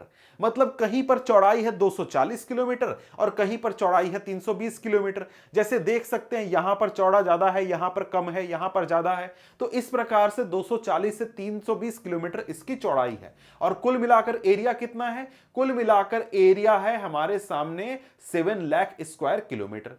आगे कहता है with a rich soil covered combined with adequate water supply and favourable climate it is agriculturally a productive part of India. यहां पर पानी भी अच्छी मात्रा में अवेलेबल है, सॉइल भी फर्टाइल है, क्लाइमेट भी बहुत अच्छा है, इसलिए यहां पर एग्रीकल्चर बहुत अच्छी तरीके से हो सकता है और यह बहुत ही प्रोडक्टिव एरिया है एग्रीकल्चर के मामले में। आगे कहता है कि the rivers coming from northern mountain are involved in depositional work in the lower course due to gentle slope the velocity of the river decreases which result in the formation of riverine islands. तो यहां पर कहता है कि जब यहां पर नदियां इस प्रकार से पहाड़ से आती हैं, हिमालय से आती हैं और हिमालय से आते आते जब ये समतल भूमि में पहुंचती हैं, मतलब कि देखिए यहां पर हिमालय है, यहां पर आपका इस इलाके में हिमालय है, यहां से जब ये प्लेन में पहुंची, प्लेन के इलाके में पहुंची, जैसे पहाड़ पर क्या होता है, बहुत ऊंचा ढलान होता है, तो वहां पर जो नदी गिरती है बहुत तेज स्पीड से गिरती है, जिससे क्या होता है, वो पहाड़ों को अपने साथ तोड़कर छोटे छोटे टुकड़े लेकर आ जाती है। लेकिन जब यही नदी एक समतल इलाके में पहुंचती है, जहां पर स्लोप बिल्कुल थोड़ा सा है, वहां पर इस नदी का स्पीड कम हो जाता है। उसकी वजह से जो पहाड़ों से अपने साथ वो सेडिमेंट्स लेकर आ रही थी, उनको वो यहां पर छोड़ना शुरू कर देती है। और इसकी वजह से क्या होता है, यहां पर नदियों के बीच में रिवराइन आइलैंड्स का निर्माण होता है। रिवराइन आइलैंड्स कहने का मतलब क्या, मतलब कि एक नदी है, नदी बह रही है, नदी के बीच में एक आइलैंड बन गया। ये कैसे बन गया भाई, ये आपको कि ऐसे होता है कि नदी बह रही है, एक धारा इधर से निकल गया और एक इधर से बह रहा है, तो बीच में क्या हो गया, आपका आइलैंड बन गया। तो यही आपका कहता है कि जब नदियां स्लोप में पहुंचती हैं, मतलब कि निचले इलाके में पहुंचती हैं जहां पर स्लोप कम होता है, वहां पर रिवराइन आइलैंड्स का निर्माण करती हैं। अब यहां पर कहता है कि माजुली जो है ब्रह्मपुत्र रिवर में, ये एक प्रकार से सबसे बड़ा रिवराइन आइलैंड है पूरी दुनिया में। ये इंपॉर्टेंट क्वेश्चन है, आपसे पूछ सकता है, ध्यान रखिएगा। इसके बाद आगे कहता है कि the reverse in their lower course split into numerous channels due to the deposition of silt. These channels are known as distributaries. अब यहां पर डिस्ट्रीब्यूटरीज क्या होते हैं ये भी आपको समझना है। तो यहां पर देखिए, यहां पर एक नदी बह रही है जो कि इस प्रकार से ऐसे बह रही है, ठीक है, ये नदी बह रही है। अब ये जो नदी बह रही है, इस नदी में जो दूसरी नदी आकर मिलेगी उसको हम क्या कहेंगे, उसको हम ट्रिब्यूटरी कहते हैं, ठीक है, सहायक नदियां कहते हैं, ठीक है। लेकिन इस मेन नदी में से अगर कोई नदी, छोटी सी नदी निकल जाती है, अलग निकल जाती है, अलग जाकर बहने लगती है, उसको हम क्या कहते हैं, उसको हम लोग डिस्ट्रीब्यूटरी कहते हैं। ये डिस्ट्रीब्यूटरी का बनने का भी कारण वही है कि भाई नदी जब निचले स्लोप यानी कि ऐसे समतल इलाके में पहुंचती है जहां पर स्लोप बहुत कम होता है, थोड़ा सा स्लोप होता है, वहां पर सेडिमेंट्स के डिपोजिशन के कारण डिस्ट्रीब्यूटरी का फॉर्मेशन होता है। अब डिस्ट्रीब्यूटरी का फॉर्मेशन जो होता है उसका एक अच्छा उदाहरण है हमारे गंगा नदी से निकलने वाला हुगली रिवर। वो क्या है, हुगली क्या है, एक डिस्ट्रीब्यूटरी है, ठीक है। अब यहां पर आगे बढ़े तो आगे हमारे सामने क्या कहता है, आगे यहां पर कहता है कि the northern plain is broadly divided into 3 sections. जो नॉर्दर्न प्लेन है इसको हम लोग 3 हिस्सों में बांट सकते हैं, 3 सेक्शन में बांट सकते हैं। The western part of northern plain is referred to as Punjab plain. जो वेस्टर्न पार्ट है हमारे नॉर्दर्न प्लेन का, इसको हम क्या कहते हैं, पंजाब प्लेन कहते हैं। पंजाब प्लेन भी कहते हैं, इंडस प्लेन भी कई जगहों पर कहा जाता है, ठीक है। और ये पंजाब प्लेन बनता किससे है, तो ये इंडस रिवर और उसकी ट्रिब्यूटरीज के द्वारा बनाया जाता है। और इसका ज्यादातर हिस्सा कहां है भाई, पाकिस्तान में, ठीक है। इसके बाद यहां पर कहता है कि the Indus and its tributaries the Jhelum, the Chenab, the Ravi, the Beas and the Sutlej originate in the Himalayas. This section of plain is dominated by द्वाब्स। अब यहां पर द्वाब को हम समझेंगे, लेकिन जरा नक्शे में आप समझ लीजिए कि यहां पर किस इलाके की बात हो रही है। तो यहां पर देखिए, ये जो नक्शा है इसमें आपको पता चलेगा कि भाई इंडिया पाकिस्तान सभी, यहां पर देश देखिए बाद में बना है। ये जो हमारा प्लेन है, ये हमारा हिमालय है, या फिर ये जो पूरे लैंडस्केप हैं, ये पहले बने। तो ये आपको देश के बाउंड्री के ऊपर निर्भर नहीं करते, समझ गए। तो यहां पर जैसे इंडस रिवर बह रही है और इंडस की जो सहायक नदियां हैं, रावी, चिनाब, सतलज, ये सारी नदियां हैं, ये सभी मिलकर क्या बनाती हैं, पंजाब प्लेन बनाती हैं। पंजाब प्लेन का कुछ हिस्सा भारत में है, जो कि यहां पर आप देख सकते हैं। यहां पर ये हिस्सा आपको यहां पर इंडिया में दिखाया जा रहा है, ये पंजाब प्लेन का हिस्सा है। बाकी हिस्सा आपको कहां है, पाकिस्तान में, ठीक है। अब यहां पर आपको ये जो आपका इलाका है, यानी ये जो आपका प्लेन है पंजाब प्लेन, यहां पर द्वाब बहुत सारे पाए जाते हैं। अब द्वाब का मतलब क्या होता है, द्वाब का मतलब यहां पर समझाया गया है, द्वाब आया है दो और आब से। दो का मतलब दो, टू, और आब का मतलब वाटर, यानी कि दो नदियों के बीच के इलाके को हम लोग द्वाब कहते हैं। अब इसका आपको अगर उदाहरण समझना है तो यहां पर ये देखिए, यानी जो पंजाब प्लेन की हम बात कर रहे हैं, पंजाब प्लेन में बहुत सारी नदियां हैं। तो यहां पर इंडस रिवर बह रहा है, यहां पर झेलम है, यहां पर इसके बाद यहां पर आपको ये कौन सी रिवर है, रावी रिवर है, चेनाब रिवर है। तो देख रहे हैं ये एक द्वाब है, ये दूसरा द्वाब है, ये तीसरा द्वाब है, इसके बाद ये चौथा द्वाब है, इसके बाद ये पांचवा द्वाब है, यहां गंगा यमुना के बीच का द्वाब का रीजन है। तो दो नदियों के बीच का रीजन जो होता है उसको हम क्या कहते हैं, द्वाब कहते हैं। और पंजाब प्लेन में काफी सारे द्वाब हैं, ज्यादातर ये इलाका द्वाब में ही है क्योंकि यहां पर सारी नदियां एक पैरेलल रूप में बह रही हैं। ठीक है, अब यहां पर इसके बाद अगर हम लोग आगे बढ़ते हैं तो आगे यहां पर कहता है गंगा प्लेन के बारे में। अब गंगा प्लेन के बारे में बात हो रहा है तो कहता है कि the Ganga plain extends between Ghaggar and Teesta river. Ganga plain जो है वो घग्गर और तीस्ता रिवर के बीच में फैली हुई है। It is spread over north India in Haryana, Delhi, UP, Bihar, partly Jharkhand and West Bengal. In the east particularly in Assam lies the Brahmaputra plain. ठीक है, अब यहां पर अगर आप देखें तो यहां पर हमारा जो गंगा प्लेन है, ये गंगा प्लेन कहां फैला हुआ है भाई, गंगा प्लेन हमारे देश के जो यूपी है, बिहार है, इसके अलावा दिल्ली है, हरियाणा है, और इसके बाद यहां पर झारखंड के कुछ हिस्से, वेस्ट बंगाल, इन इलाकों में हमारा गंगा प्लेन फैला हुआ है। यानी जहां पर गंगा का ड्रेनेज है, गंगा जहां बहती है और गंगा के सहायक नदियां जहां बहती हैं, वो इलाका क्या हो गया, गंगा प्लेन हो गया। इसी के साथ हमारे देश के असम में ब्रह्मपुत्र प्लेन है।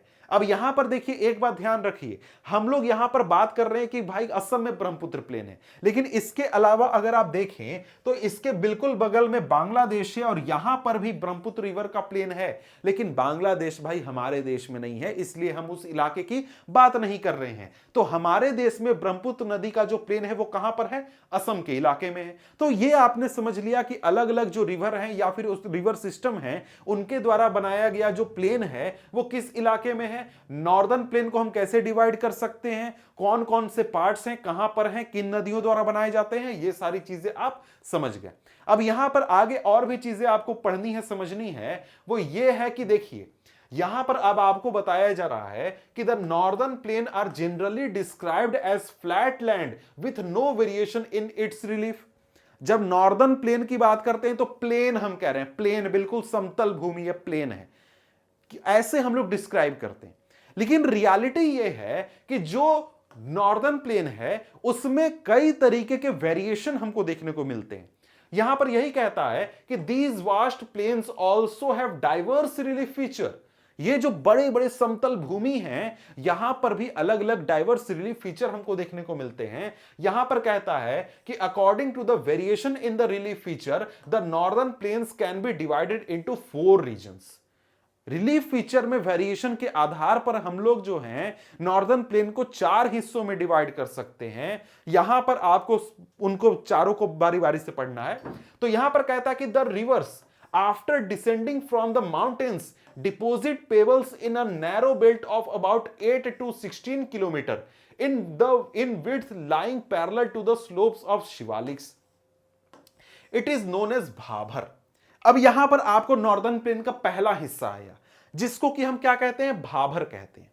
अब ये भाभर क्या चीज है भाई, तो यहां पर देखिए ये समझिए, ये आपको ये तस्वीर है, ये तस्वीर आपको समझ में आ रही है तो ठीक, नहीं तो मैं थोड़ा सा आपको समझाता हूं कि देखिए यहां पर ये है हिमालय, हिमालय के बिल्कुल नीचे वाला इलाका, उसके बगल का, उसके बगल का, फिर ये नदी है। ठीक है, अब यहां पर जरा सा इस तस्वीर से समझने की कोशिश कीजिए कि यहां पर एक सेकेंड, यहां पर ये आपका हिमालय है, ये हिमालय हो गया, हिमालय के बिल्कुल नीचे का इलाका, उसके बाद यहां पर ये आपको नदी से थोड़ी दूर का इलाका और ये नदी, नदी के बिल्कुल बगल का इलाका। यानी कि इस तस्वीर को इस तरफ से समझिए कि फोटो खींचा गया है या फिर इस तरफ से फोटो खींचा गया है, तो ऐसे देखने पर यह कैसा दिखेगा वो यहां पर आपको दिखाने की कोशिश की जा रही है। यहां पर सबसे पहले क्या हुआ, सबसे पहले हिमालय जो है वहां से नदी निकली, मान लीजिए गंगा नदी निकली।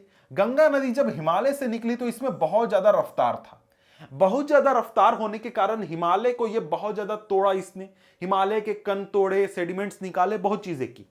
जब ये हिमालय से उतरकर प्लेन के इलाके में पहुंची, समतल के इलाके में गंगा नदी पहुंची, तो हिमालय के बिल्कुल नीचे उसको क्या मिला, समतल भूमि मिल गया। अब समतल भूमि मिला तो नदी का स्पीड कम हो गया। इसकी वजह से सबसे पहले यहां पर गंगा नदी ने क्या किया, यहां पर बड़े बड़े कंकड़ वगैरह जो पत्थर थे उनको यहां पर डिपॉजिट कर दिया।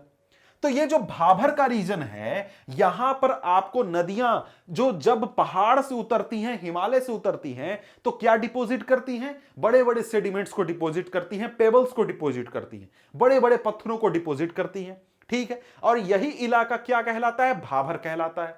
अब ये भाभर का जो इलाका है आपको हिमालय के फुट्स में देखने को मिलेगा। मतलब कि यहां पर जैसे हिमालय है, हिमालय का जो शिवालिक इलाका है, यानी कि जो सबसे लो हाइट वाला जो माउंटेन है, उसके बिल्कुल बगल में यहां से ऐसे ऐसे करके पूरे इलाके में आपको क्या मिलेगा, यहां पर देखने को मिलेगा ये भाभर। ठीक है, सॉरी भाभर ही था ना, एक सेकेंड मैं कंफ्यूज कर, हाँ भाभर, भाभर, ये भाभर खादर ये भांगर कंफ्यूज हो जाता है माइंड, उसके लिए सॉरी। ठीक है, तो यहां पर क्या मिलेगा, भाभर देखने को मिलेगा। अब ये जो भाभर है, भाभर की चौड़ाई कितनी है, 8 से 16 किलोमीटर। मतलब कि यहां पर अगर आप देखें तो हिमालय के बगल में यहां पर 8 किलोमीटर से 16 किलोमीटर तक क्या है, ऐसे करके आपका भाभर का इलाका है। हिमालय के बिल्कुल नीचे आप चाहे असम में हो या चाहे आप हिमाचल प्रदेश में हो या फिर यूपी में हो, यहां पर भाभर का इलाका आपको ऐसा ही मिलेगा। ठीक है, अब भाभर का जो इलाका है, यहां पर आपको बड़े बड़े कंकड़ पत्थर पाए जाते हैं, यहां पर आपको दलदल या फिर उस प्रकार की आकृति देखने को नहीं मिलती है। ठीक है, अब यहां पर अगर हम लोग आगे बढ़ें तो आगे अब हमारे सामने क्या कहता है, आगे हमारे सामने कहता है कि all the streams disappear in this Bhabar belt. यहां पर ये जो भाभर का हिस्सा है, यहां पर जितनी भी नदियां हैं, जितने भी वाटर फ्लो हैं, वो एक प्रकार से डिसअपियर हो जाते हैं।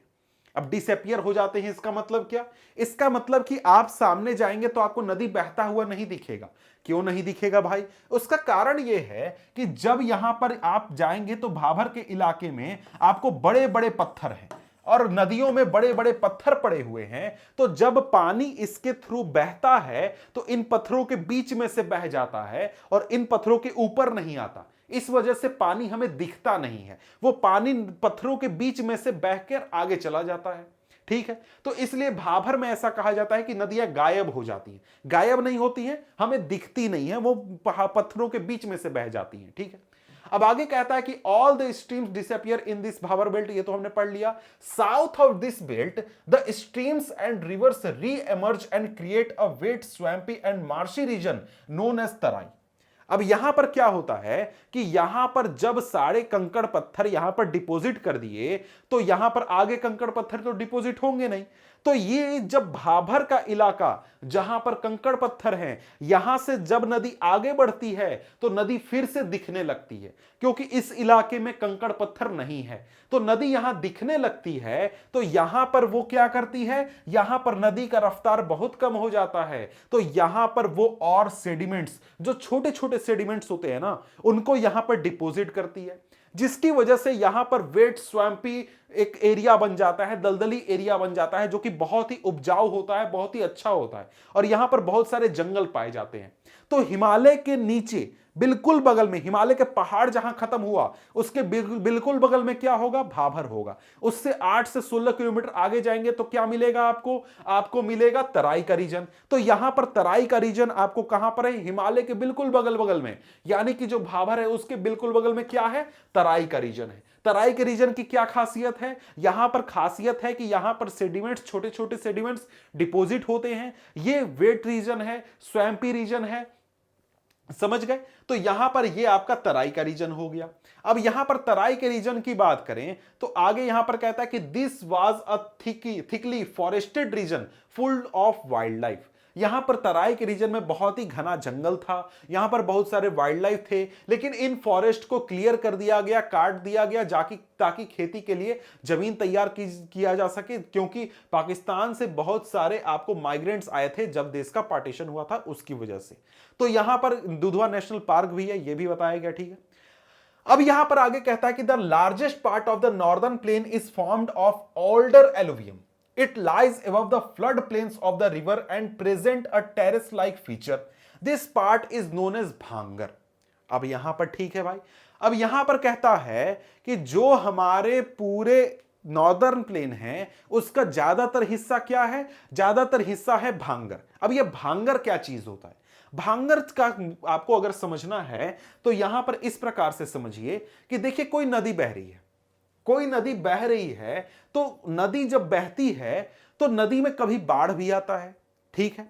तो नदी में बाढ़ आता है, तो नदी में बाढ़ आने पर नदी का पानी बढ़ जाता है, लेकिन नदी का पानी बढ़ता है कुछ खास इलाके के बीच में, यहां से यहीं तक बढ़ेगा, लेकिन इसके ऊपर जो आपके ज्यादातर इलाके हैं वहां पर बाढ़ नहीं आता है।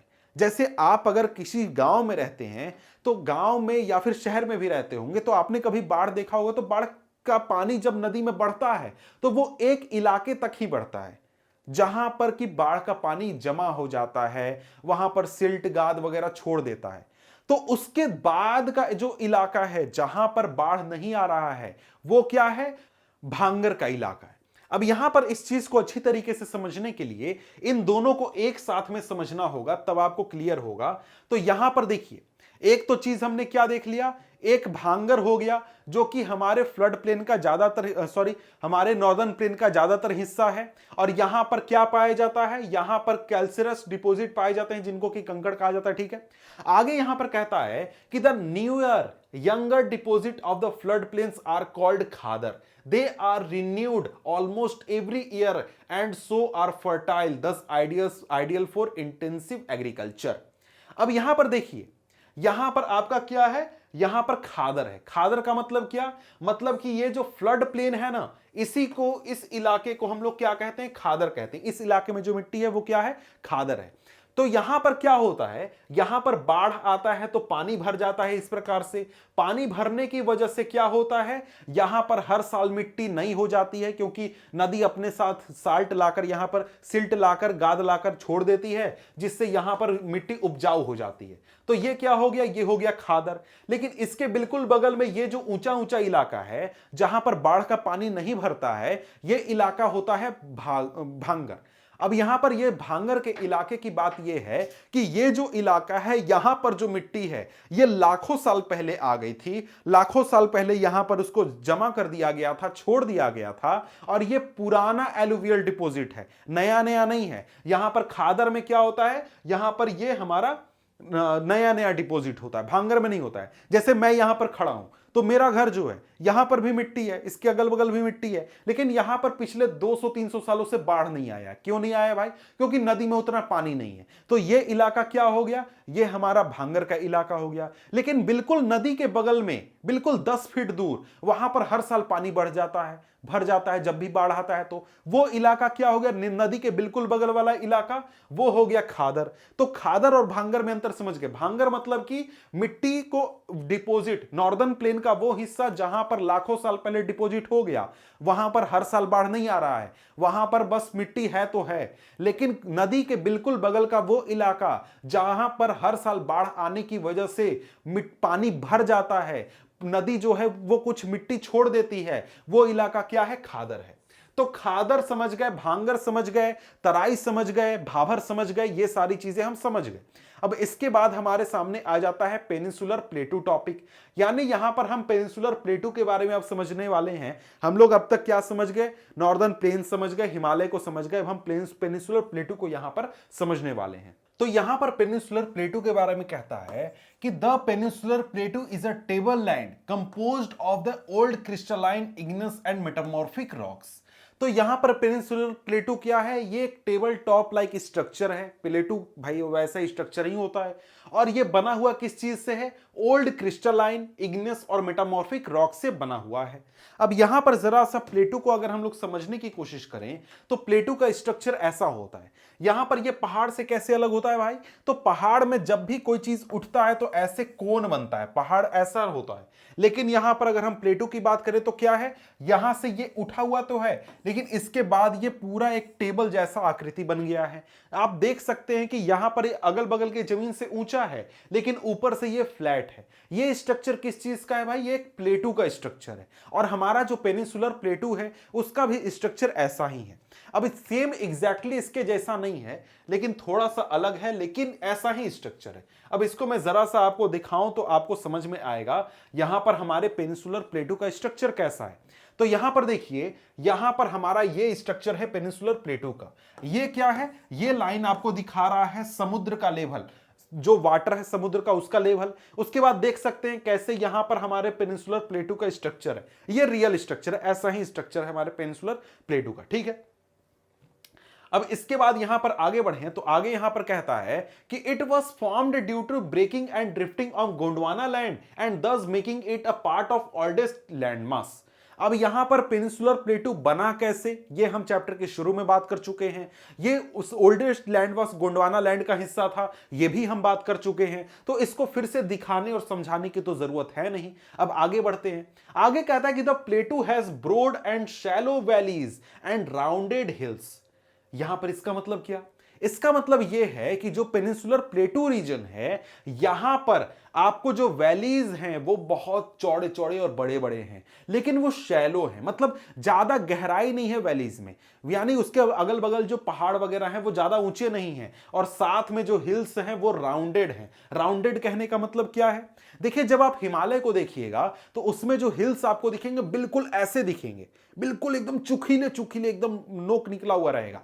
लेकिन जब आप पेनिनसुलर प्लेटू रीजन में किसी पहाड़ को देखेंगे, किसी हिल को देखेंगे, तो वो बिल्कुल ऐसे सॉफ्ट रहेगा। क्यों भाई, क्यों सॉफ्ट रहेगा, उसका रीजन है वहां पर इरोजन हुआ है, क्योंकि जो पेनिनसुलर प्लेटू रीजन है वो ओल्डेस्ट लैंड मास का हिस्सा है, इसलिए इस इलाके में इरोजन लाखों करोड़ों साल से हो रहा है। तो इरोजन की वजह से जो हिल्स हैं वो काफी इरोड हो चुके हैं, वो काफी राउंडेड हो चुके हैं, ठीक है।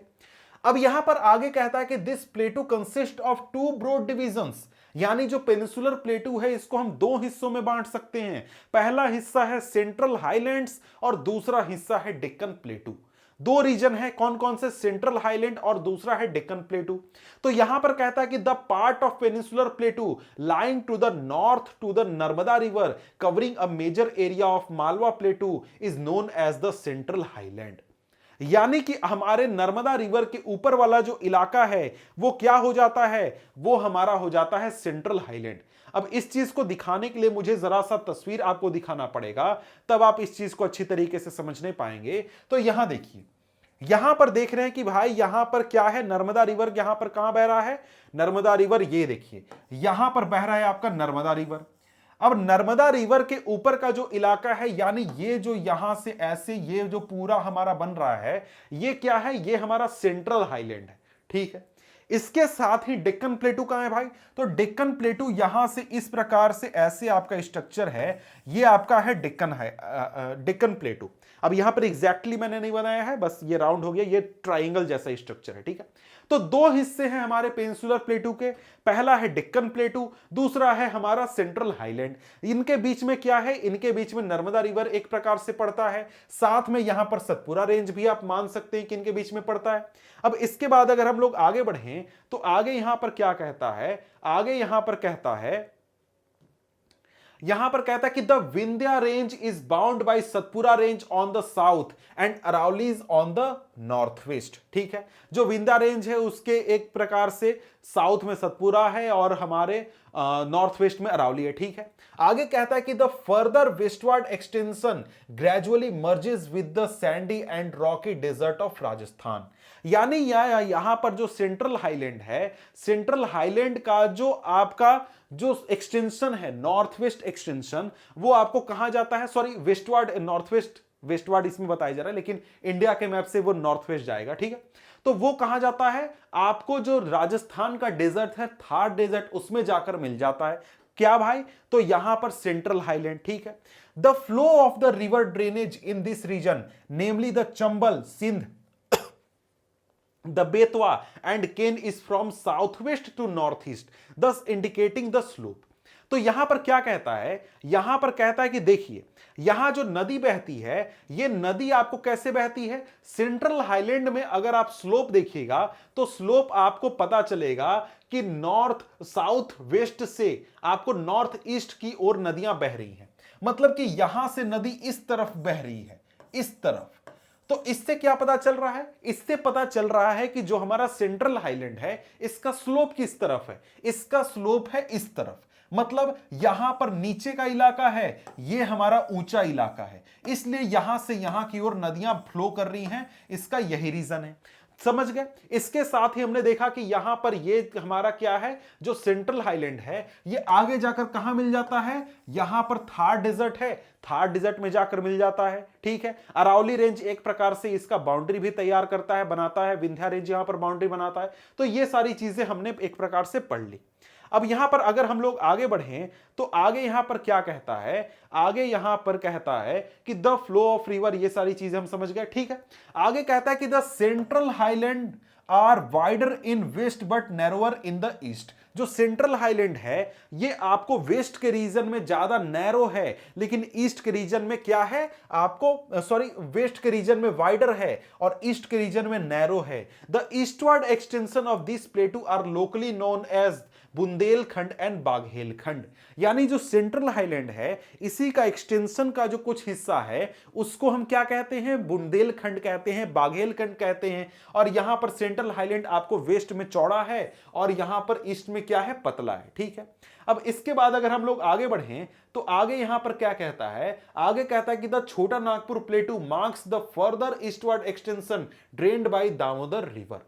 तो यहां पर अगर आप नक्शे में ध्यान दें तो नक्शे में क्या कह रहा है, नक्शे में यहां पर कह रहा है कि जो सेंट्रल हाईलैंड है उसका अगर फर्दर एक्सटेंशन देखें तो छोटा नागपुर प्लेटू भी इसी सेंट्रल हाईलैंड का ही हिस्सा है। और इसके साथ ही यहां पर कुछ हिस्से को हम लोग बुंदेलखंड बाघेलखंड भी कहते हैं। और यहां पर एक और चीज हमने देखा कि वेस्ट में जो सेंट्रल हाईलैंड है वो चौड़ा है, ईस्ट में क्या है, पतला है। यह चीज भी आपको नक्शे में समझ में आ रही होगी। अब यहां पर अगर हम लोग आगे देखें तो यहां पर आगे क्या कहता है, आगे अब यहां पर बात आ जाती है डेक्कन प्लेटू की। कहता है कि Deccan plateau is a triangular land mass that lies to the south of the Narmada river. यानी नर्मदा नदी के साउथ में क्या है, हमारा डेक्कन प्लेटू है, जो कि एक ट्रायंगुलर लैंड मास है। यानी कैसा इसका स्ट्रक्चर है, ट्रायंगुलर स्ट्रक्चर है। तो यहां पर इसके स्ट्रक्चर को अगर हम बनाएं तो ऐसे करके ऐसे हम लोग स्ट्रक्चर बना सकते हैं। ये डेक्कन प्लेटू का स्ट्रक्चर है। ठीक है। अब एग्जैक्टली नहीं है, थोड़ा मोड़ा ऊपर नीचे होगा भाई, मैं अपने खुद से बना रहा हूं। ठीक है। तो यहां पर अगर हम लोग आगे देखें तो आगे यहां पर क्या कहता है, आगे यहां पर कहता है कि the Satpura range flanks is broad, its broad base in north while the Mahadev Kaimur hills and Maikal forms its extern extension. यानी कि यहां पर सतपुरा रेंज क्या है, एक प्रकार से नॉर्थ में इसका बेस है। इसके साथ ही महादेव हिल्स, कैमूर हिल्स और मैकाल हिल्स जो हैं इसके ईस्टर्न एक्सटेंशन है। यानी यहां पर अगर आप ध्यान दें तो यहां पर आपको कुछ पहाड़ों के नाम बताए गए, महादेव हिल्स, यहां पर आपको कैमूर हिल्स बताए गए। ये सारे क्या हैं, एक प्रकार से इसी डेक्कन प्लेटू का ही हिस्सा है। ठीक है। अब यहां पर आगे बढ़े तो आगे यहां पर और क्या कहता है, आगे यहां पर कहता है locate this hills and ranges is physical map of India. ये तो जरूरी नहीं है, आगे देखिए। आगे कहता है कि the Deccan plateau is higher in the west and slopes gently eastward. यानी जो हमारा डेक्कन प्लेटू है ये वेस्ट में हाई है और ईस्ट साइड में यहां पर ये स्लोप का रूप ले लेता है। तो ये चीज जो है ये मैंने आपको इस तस्वीर में दिखाया कि देखिए यहां पर ये डेक्कन प्लेटू का तस्वीर आप देख रहे हैं। डेक्कन प्लेटू के तस्वीर में आपको क्या दिख रहा है, यहां पर दिख रहा है कि यहां पर जो वेस्ट का रीजन है इसमें हाइट ज्यादा है लेकिन ईस्ट में हाइट कम है। यानी स्लोप इस तरफ है, ईस्ट की ओर स्लोप है हमारे डेक्कन प्लेटू में। ठीक है। अब इसकी वजह से ही आप देखेंगे कि जितनी भी नदियां हमारे साउथ इंडिया में बहती हैं वो नदियां कहां जाकर मिलती हैं, बंगाल की खाड़ी में जाकर मिलती हैं। ठीक है। अब यहां पर आगे कहता है कि an extension of plateau is also visible in the north east locally known as Meghalaya Karbi Anglong plateau and north शकार hills. It is separated by a fault from the Chota Nagpur plateau. Three prominent hills ranges from west to east are Garo, the Khasi and Jaintia hills. तो यहां पर कहता है कि जब आप India के नक्शे को देखेंगे तो इंडिया के नक्शे को देखने में आपको पता चलेगा कि हमारे नॉर्थ ईस्ट स्टेट्स में यहां पर जो हमारा डेक्कन प्लेटू है इसी का एक हिस्सा यहां पर है। यहां पर है, ठीक है। अब यहां पर आपको यहां से यानी छोटा नागपुर प्लेटू से यहां तक क्या है, एक फॉल्ट है। फॉल्ट है मतलब वहां पर भ्रंश है, उसके बीच में दरार हम एक प्रकार से कह सकते हैं, लेकिन ये दरार कुछ ज्यादा ही बड़ा है। और यहां पर क्या है, हमारा प्लेन का ये हिस्सा है, जो नॉर्दर्न प्लेन है उसका ये हिस्सा है, ठीक है। तो यहां पर क्या है कि भाई डेक्कन प्लेटू का कुछ हिस्सा यहां पर भी पाया जाता है, हमारे नॉर्थ ईस्टर्न स्टेट्स में भी पाया जाता है, ठीक है। अब यहां पर आगे बढ़ें तो आगे यहां पर क्या कहता है, आगे अब यहां पर घाट की बात हो रही है। क्या चीज की, घाट की बात हो रही है। कहता है कि the western Ghats and the eastern Ghats mark the western and the eastern edges of the Deccan plateau respectively. Western Ghats lie parallel to the western coast. They are continuous, can be crossed through passes only. Locate the Thal, Bhor and Pal Ghats in physical map of India. अब यहां पर कहा जा रहा है कि जब आप डेक्कन प्लेटू को देखेंगे तो डेक्कन प्लेटू के हमारे वेस्टर्न एज और ईस्टर्न एज पर क्या मिलेगा, हमें मिलेगा वेस्टर्न घाट और ईस्टर्न घाट, ठीक है। तो यहां पर अगर हम लोग देखें तो ये आपको तस्वीर आपको जो दिख रहा है इसमें वेस्टर्न घाट और ईस्टर्न घाट भी दिख रहा होगा। नहीं दिख रहा है तो मैं जरा सा आपको फोकस करा देता हूं। देखिए ये पूरा हमारा यहां से यहां तक है क्या, डेक्कन प्लेटू का चौड़ाई यहां पर दिख रहा है। इसमें यहां पर देख रहे हैं कि ये जो उठा हुआ बंप है ना, ये क्या दिखा रहा है, हमारे वेस्टर्न घाट को दिखा रहा है। और ये धीरे धीरे स्लोप हो रहा है और यहां पर हल्का सा बंप है, ये क्या है, ईस्टर्न घाट है, ठीक है। ईस्टर्न घाट ये एक प्रकार से हम कह सकते हैं कि पहाड़ियों का रेंज है, लेकिन ये पहाड़ उतने ऊंचे नहीं है, बड़े नहीं है, ये प्लेटू का ही एक शेप में बैठे हुए हैं, ठीक है। अब यहां पर बात करें तो यहां पर ये अगर इंडिया के मैप में देखें तो यहां पर वेस्टर्न घाट कहां है और ईस्टर्न घाट कहां है, ये हमारे लिए समझना जरूरी है। तो यहां पर इंडिया के मैप को अगर हम फोकस करते हैं तो यहां पर देखिए, यहां पर हमारे इंडिया में इस कॉर्नर पर यहां पर पूरा यहां से यहां तक क्या है, वेस्टर्न घाट है। और इस तरफ क्या है, हमारे इंडिया में जो समुद्र है उसके पैरेलली क्या है, ईस्टर्न घाट है, ठीक है। तो इस तरफ क्या है, वेस्टर्न घाट, इस तरफ क्या है, ईस्टर्न घाट। वेस्टर्न घाट और ईस्टर्न घाट में आपसे डिफरेंस पूछ सकता है, तो डिफरेंस में आप यही एक लिख सकते हैं कि भाई ये वेस्टर्न कोस्ट पे है, ये ईस्टर्न कोस्ट पे, ये तो बेसिक चीज हो गया। इसके बाद यहां पर जो हमारा वेस्टर्न घाट है इसमें इसका हाइट ज्यादा है, ईस्टर्न घाट का इसमें जो रेंजेस हैं इनके हाइट कम है। साथ में वेस्टर्न घाट कंटिन्यूअस है, ईस्टर्न घाट कंटिन्यूअस नहीं है, इसमें यहां पर फॉल्ट्स हैं, दरारें हैं। यहां पर वेस्टर्न घाट को पार करने के लिए हमको यहां पर क्या करना होगा, हमको वैलीज का सहारा लेना होगा, समझ गए। और यहां पर ईस्टर्न घाट में हम आसानी से क्रॉस कर सकते हैं। तो इस प्रकार के पॉइंट्स आप बना सकते हैं, लिख सकते हैं, ठीक है।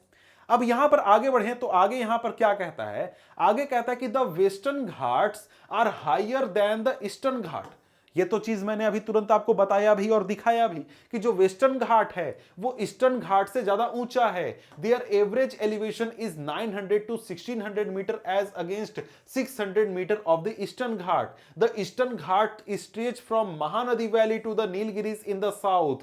The eastern Ghat are discontinuous and irregular and descended by rivers draining into Bengal bay of Bengal. यहां पर यही चीज कहता है कि जो ईस्टर्न घाट हैं ये महानदी वैली से नीलगिरीज तक फैली हुई हैं, ये डिसकंटिन्यूअस हैं, इरेगुलर हैं, और यहां पर जो नदियां बे ऑफ बंगाल में गिरती हैं इन्होंने ईस्टर्न घाट को एक प्रकार से तोड़ दिया है, ठीक है। तो ये तस्वीर भी आपको वही चीज दिखा रही है जो कि मैंने आपको अभी तुरंत दिखाया। ये आपको वेस्टर्न घाट दिख रहा है, ये आपको ईस्टर्न घाट दिख रहा है, ये आपको इस तरफ भी समुद्र है और दूसरी तरफ भी समुद्र है। तो ये आपको वेस्टर्न घाट ज्यादा ऊंचा है, ईस्टर्न घाट का हाइट कम है, ये चीज हमने देख लिया है। और जो नदियां बहती हैं वो वेस्टर्न घाट से निकलती हैं और जाकर यहां पर बे ऑफ बंगाल में गिरती हैं। तो यहां पर इंडिया के मैप में आप ज्यादातर नदियों को देखेंगे वो कहां गिरता है, वो सारी नदियां कहां गिरती हैं, वो बे ऑफ बंगाल में गिरती हैं। जैसे यहां पर देख रहे हैं, यहां पर आपको कृष्णा रिवर है, यहां पर और भी कावेरी रिवर है, यहां पर और भी जैसे गोदावरी रिवर है, महानदी रिवर है, ये सारी कहां गिरती हैं, बे ऑफ बंगाल में गिरती हैं। क्यों गिरती हैं भाई, क्योंकि यहां पर जो वेस्टर्न घाट है इनसे इनका ओरिजिनेशन होता है। तो यहां से निकलकर स्लोप इस तरफ है तो स्लोप लेकर ये चली जाती है बे ऑफ बंगाल में, ठीक है। अब इसके बाद हम लोग आगे बढ़ते हैं तो आगे यहां पर कहता है कि the western Ghat cause orographic rain by facing the rain bearing moist wind to rise along the western slope of the Ghat. अब यहां पर जो वेस्टर्न घाट है ये ओरोग्राफिक रेन करवाता है। ओरोग्राफिक रेन करवाता है, इसका मतलब यह है कि यहां पर जब बादल इस तरफ से आते हैं, यानी यहां से जब बादल आते हैं तो बादल आने पर यहां पर वेस्टर्न घाट इनको रोक लेता है और इस इलाके में काफी बारिश करवा देता है वेस्टर्न कोस्टल प्लेन पर। तो यहां पर पानी अच्छी मात्रा में मिल जाता है, खेती अच्छे से होती है और उसकी वजह से यहां पर पहाड़ के जो दूसरी तरफ का इलाका है, ये वाला इलाका, ये इलाका सूखा हुआ रह जाता है, यहां पर पानी अच्छी तरीके से नहीं मिल पाता है। ठीक है, ये वेस्टर्न घाट का एक फीचर भी हम कह सकते हैं या फिर इसका एक फॉल्ट भी कह सकते हैं, क्योंकि दूसरी तरफ पानी नहीं मिल रहा है। ठीक है, आगे कहता है कि the western Ghats are known by different local names. The height of the western Ghat progressively increases from north to south. The highest peak include the Anaimudi and the Doda Beta. The Mahendragiri is the highest peak in the Eastern Ghat. तो यहां से question पूछेगा, ये ध्यान रखिएगा कि भाई यहां पर जो ईस्टर्न घाट है इसका सबसे ऊंचा पहाड़ कौन सा है, सबसे ऊंची चोटी कौन सी है, इसके साथ ही जो हमारा वेस्टर्न घाट है उसका सबसे ऊंचा चोटी कौन सा है, यह भी ध्यान रखना है आपको, यह क्वेश्चन पूछ सकता है। इसके साथ ही यहां पर क्या कहता है कि जो वेस्टर्न घाट है इसका हाइट बढ़ते जाता है जैसे हम नॉर्थ से साउथ जाते हैं, यानी कि यहां पर जो महाराष्ट्र के इलाके में जो हमारा वेस्टर्न घाट है इसका हाइट कम है, लेकिन यहां पर केरल में या फिर कर्नाटक में जो वेस्टर्न घाट का हिस्सा है उसका हाइट ज्यादा है। मतलब जैसे जैसे हम लोग वेस्ट की साउथ की ओर जाएंगे वैसे वैसे क्या होगा, वैसे वैसे हमारे जो वेस्टर्न घाट है उसका हाइट बढ़ता जाएगा। ठीक है, अब यहां पर यही चीज कहता है। अब यहां पर एक और चीज कहता है कि जो वेस्टर्न घाट है इसको अलग अलग लोकल नामों से भी जाना जाता है। ठीक है, अब यहां पर आगे देखें तो आगे यहां पर Shevaroy hills and the Javadi hills are located south west to the eastern Ghat, locate the famous hill station of, ये सारी चीजें हैं जो कि आप एक प्रकार से खोज सकते हैं। ठीक है, अब आगे यहां पर क्या कहता है, आगे कहता है कि one of the distinct feature of the peninsular plateau is the black soil area known as Deccan trap. यहां पर हमारे पेनिसुलर प्लेटू में जो डेक्कन रीजन है, यहां पर डेक्कन ट्रैप नाम का इलाका पाया जाता है या फिर इलाका कहा जाता है जहां पर ब्लैक सॉइल पाया जाता है। अब ये जो ब्लैक सॉइल है ये बना है अपने इग्नियस रॉक की वजह से, यहां पर इनका ओरिजिन इस रॉक से हुआ, इसी वजह से इनका कलर भी ब्लैक है, इसीलिए इसका नाम भी ब्लैक पड़ा। यहां पर कहता है कि these rocks have denuded over time and are responsible for the formation of black soil. The Aravalli Hill lie on the western and northwestern margin of peninsular plateau. These are highly eroded hills and are found as broken hills. They extend from Gujarat to Delhi in southwest northwest direction. यहां पर जो Aravalli hills है उसके बारे में बताया जा रहा है कि जो अरावली हिल्स हैं वो बहुत ही पुराने हिल्स हैं और ये हमारे इंडिया में पाए जाते हैं गुजरात से लेकर दिल्ली तक, समझ गए। और ये काफी हाईली इरोडेड हिल्स हैं क्योंकि ये बहुत ही पुराने हैं, बहुत ज्यादा ही पुराने हैं और इनका काफी इरोजन भी हुआ है, यही सारी बातें बताई जा रही हैं। अब यहां पर आगे बढ़े तो आगे यहां पर क्या कहता है, आगे अब यहां पर बात है इंडियन डेजर्ट के बारे में, यानी जो हमारे देश में जो थार रेगिस्तान पाया जाता है उसकी बात यहां पर की जा रही है।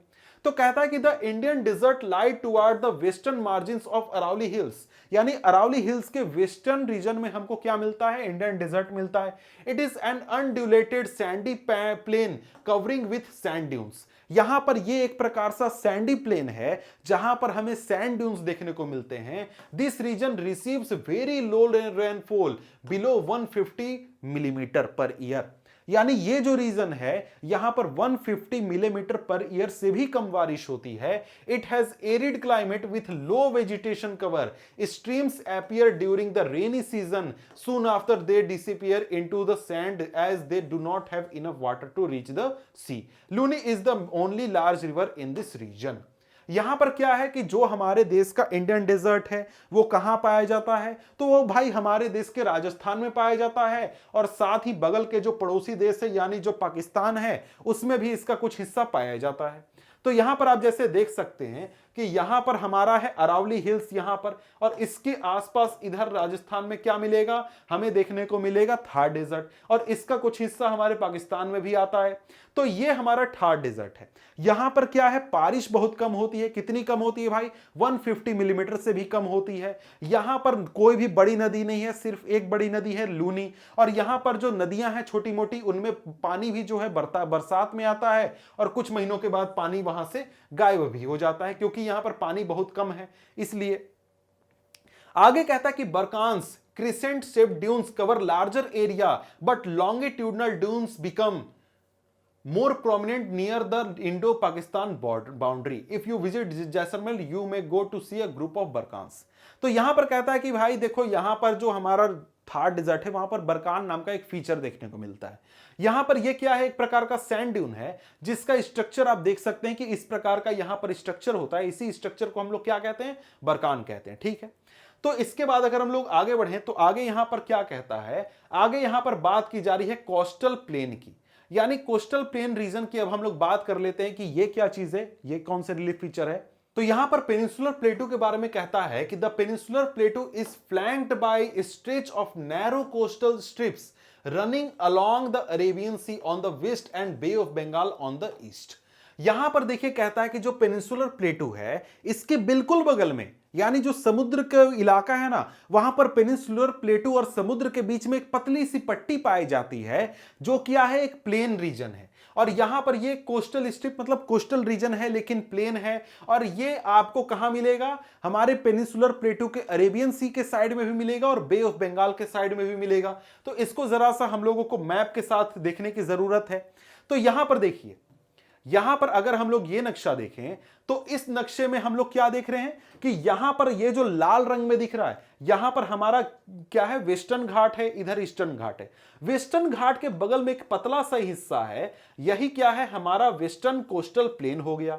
इसी के साथ ही हमारा जो ईस्टर्न घाट है, इसके बगल में यहां पर ये क्या हो गया, हमारा ईस्टर्न कोस्टल प्लेन हो गया।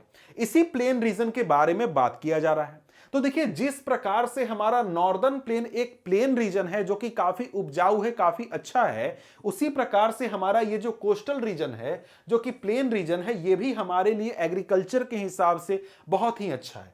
और यहां पर क्या है, एक प्रकार से बहुत अच्छी खेती होती है, बहुत अच्छे यहां पर बारिश वगैरह भी होती है, इसलिए भी ये काफी हमें फायदा दे देता है। ठीक है, अब यहां पर कहता है कि the western coast sandwich between the Western Ghat and the Arabian Sea is a narrow plain. It consists of 3 sections. The northern part is called the Konkan, Mumbai to Goa stretch. The central stretch is called Kannada plain, while the southern stretch is referred as Malabar coast. यानी कि जो हमारा यहां पर western coast है, यानी यहां पर वेस्टर्न प्लेन जो है, जो कि आप यहां पर देख रहे हैं, यानी इस तरफ वाला हिस्सा, इसको यहां पर अलग अलग इलाकों में अलग अलग नाम से जाना जाता है। यहां पर आपको मुंबई से लेकर गोवा के बीच में जो प्लेन का हिस्सा है, यह क्या कहलाता है, कोंकण प्लेन कहलाता है। ठीक है, इसके बाद यहां पर हमारा कर्नाटक के हिस्से में आ जाता है कन्नड़ प्लेन, और यहां पर केरल के हिस्से में क्या आ जाता है, मालाबार प्लेन। ठीक है, तो यहां पर अगर हम लोग बात करें तो इसके बाद हमारे सामने आ जाता है ईस्टर्न प्लेन, यानी ईस्टर्न कोस्टल प्लेन आ जाता है। तो ईस्टर्न कोस्टल प्लेन की बात करें तो यहां पर कहता है कि the plains along the bay of Bengal are wide and level, यानी बे ऑफ बंगाल की तरफ जो हमारा प्लेन है, ईस्टर्न कोस्टल प्लेन है, ये लेवल है और ज्यादा चौड़ा है। तो यहां पर जब मैंने आपको ये बनाया था तस्वीर, तभी मैंने आपको दिखाया था कि देखिए यहां पर जो हमारा ईस्टर्न कोस्टल प्लेन है, ये ज्यादा चौड़ा है, यहां पर ज्यादा ये चौड़ा है और ये प्लेन भी है। और यहां पर इसको अगर हम बात करें तो इसको हम डिवाइड करते हैं दो हिस्सों में। दो हिस्से कौन कौन से हैं, पहला है हमारा कोरोमंडल कोस्ट, तो यहां से लेकर यहां तक हमारा क्या होता है, कोरोमंडल कोस्ट। उसके बाद यहां से लेकर यहां तक यह क्या है, नॉर्दर्न सरकार। ठीक है, दो हिस्से हो गए, नॉर्दर्न सरकार यहां पर, कोरोमंडल कोस्ट हमारा यहां पर। ठीक है, अब इसी को अगर हम पढ़ना चाहें तो यहां से पढ़ भी सकते हैं। यहां पर यही चीज कहता है कि it is in the northern part it is referred to as northern Circar, while the southern part is known as Coromandel coast. मैंने नक्शे में भी आपको दिखा दिया। Large rivers such as Mahanadi, Godavari, the Krishna and the Kaveri have formed extensive delta on this coast. Lake Chilka is important feature along the eastern coast. यहां पर lake Chilka भी इसी रीजन में पाया जाता है, यानी कि जो हमारा एक प्रकार से ईस्टर्न घाट है उसी पर पाया जाता है। और जितनी भी बड़ी नदियां हैं इंडिया की जो कि सदर्न इंडिया में बहती हैं वो यहां पर आकर गिरती हैं बे ऑफ बंगाल में हमारे ईस्टर्न कोस्ट के थ्रू ही, ठीक है। और इसकी वजह से यहां पर बहुत सारे रिवर डेल्टा वगैरह भी बनते हैं। इसी वजह से ये इलाका बहुत उपजाऊ है, बहुत खेती यहां पर हो सकती है, बहुत खेती होती है, ये सारी चीजें, ठीक है। अब इसके बाद यहां पर बात करें तो कोस्टल प्लेन हम लोगों ने पढ़ लिया। अब यहां पर बात आता है द आइलैंड के बारे में। तो यहां पर कहता है कि हमने पहले ही देखा है कि भाई देखो इंडिया जो है वो उसका मेनलैंड काफी बड़ा है, मतलब काफी वेरिड है, काफी यहां पर वर्सैटिलिटी है। इसी के साथ बात करें तो कहता है कि beside this the country has two groups of islands, can you identify this island groups. तो इंडिया के पास दो आइलैंड ग्रुप हैं, दोनों के लोकेशन को मैंने आपको पहले ही बता दिया है, तो आपको पता होगा कि इनका लोकेशन कहां है। तो कहता है कि locate the Lakshadweep island groups lying close to the Malabar coast of Kerala. This group of island is composed of small coral islands. अब यहां पर क्वेश्चन बनता है, क्वेश्चन ये पूछता है कि जो हमारा लक्षद्वीप आइलैंड है वो किस चीज से बना हुआ है। तो आप यहां पर क्या कहेंगे, कोरल आइलैंड है। ये किस प्रकार का आइलैंड है, कोरल आइलैंड है, कोरल के बने हुए, ठीक है। Earlier they were known as Lakshadweep, Minicoy and Amindivi. In 1973, these were named as Lakshadweep. It covers a small area of 32 square kilometer. Kavarati Island is the administrative headquarter of Lakshadweep. This island group has great diversity of flora and fauna. The Piti Island, which is uninhabited, has a bird sanctuary. यहाँ से भी question पूछता है कि भाई लक्षद्वीप में कौन सा आइलैंड है जहां पर बर्ड सेंचुरी है, ये भी आप एक प्रकार से बता सकते हैं। अब यहां पर कोरल्स क्या होते हैं ये आपको बताया गया है, और यहां पर लक्षद्वीप किस चीज से बना हुआ है, कोरल्स का ही बना हुआ है, ठीक है। अब इसके बाद यहां पर बात करें तो यहां पर आगे कहता है कि now you see the elongated chain of islands located in the bay of Bengal. Bay of Bengal में आपको आइलैंड्स का एक लंबा चेन देखने को मिलेगा। तो यहां पर भैया इसी चीज की बात की जा रही है, ये हमारा क्या है, अंडमान निकोबार द्वीप समूह, अंडमान निकोबार आइलैंड्स का यहां पर बात किया जा रहा है कि आपको आइलैंड्स का लंबा सीरीज देखने को मिलेगा, ठीक है। तो यहां पर आगे कहता है कि these are Andaman and Nicobar islands, they are bigger in size and are more in numerous and scattered. The entire group of islands is divided into two broad categories, the Andaman in the north and Nicobar in the south. It is believed that these islands are an elevated portion of submarine mountains. These island groups are of great strategic importance for the country. There is great diversity of flora and fauna in this group of islands too. These islands lie close to equator and experience equatorial climate has thick forest cover. तो भाई यहां पर कहता है कि जो देखिए यहां पर अंडमान निकोबार आइलैंड का ग्रुप है, इसको दो हिस्सों में डिवाइड किया जाता है, पहला अंडमान, दूसरा निकोबार, ठीक है। तो यहां पर आपको क्या है, ये इक्वेटर के नजदीक है, यहां पर क्लाइमेट इक्वेटोरियल क्लाइमेट है, और साथ में ये हमारे लिए बहुत ही इंपॉर्टेंट लोकेशन पर है, सेफ्टी के लिए भी बहुत इंपॉर्टेंट है, स्ट्रेटेजिक लोकेशन के हिसाब से भी बहुत ही हमारे लिए इंपॉर्टेंट है। अब यहां पर क्या बात किया जा रहा है, आगे हमारे सामने बचता है एक लास्ट पैराग्राफ। अब यहां पर कहता है कि देखिए ये सारे जो हमने अलग अलग फिजियोग्राफिक यूनिट देखे ये हमारे लिए बहुत इंपॉर्टेंट हैं और इन सब का यूनिक फीचर है। और यहां पर हमें ये समझना होगा, ये बात ध्यान रखना होगा कि यहां पर सभी जो हमारे अलग अलग रीजन हैं ये एक दूसरे की कमी को पूरा करते हैं और देश में अपना अलग अलग योगदान रखते हैं, समझ गए। जो माउंटेन है उनसे वाटर फ्रेश वेल्थ मिलता है, फॉरेस्ट वेल्थ मिलता है, नॉर्दर्न प्लेन से हमको ग्रैनरीज मतलब फूड मिल जाते हैं, इसके साथ जो प्लेटू है वहां पर मिनरल्स मिल जाते हैं, इसके साथ ही जो आइलैंड्स हैं कोस्टल रीजन वहां से फिशिंग हो सकता है, पोर्ट एक्टिविटी हो सकता है। मतलब यहां पर जो अलग अलग हमारे फिजिकल फीचर्स हैं हमारे ज्योग्राफी के वो अलग अलग रोल अदा करते हैं और सभी मिलकर हमारे जीवन को आसान बनाते हैं और हमारे लिए सभी क्या है बराबर इंपॉर्टेंस रखते हैं। इसलिए किसी भी फिजिकल फीचर्स के बारे में हमको ऐसा नहीं सोचना चाहिए कि यार इसका काम नहीं, इसका बेकार है, ये सारी चीजें, ठीक है। तो यहां पर ये चैप्टर जो है समाप्त होता है। वैसे इस चैप्टर को मैं एनसीईआरटी बुक से तो यहां पर मैंने पढ़ा दिया। अब यहां पर हम लोग क्या करेंगे, नोट्स के जरिए पढ़ेंगे, डिजिटल बोर्ड पर नोट्स के जरिए स्लाइड शो के जरिए पढ़ेंगे। उसका भी वीडियो आपके लिए अवेलेबल होगा, आप उसको भी देख सकते हैं। वैसे अगला चैप्टर भी आप पढ़ लीजिए, अगला चैप्टर का लिंक आपको मिल जाएगा डिस्क्रिप्शन में या फिर यहां पर आई बटन में। तब तक के लिए गुड बाय।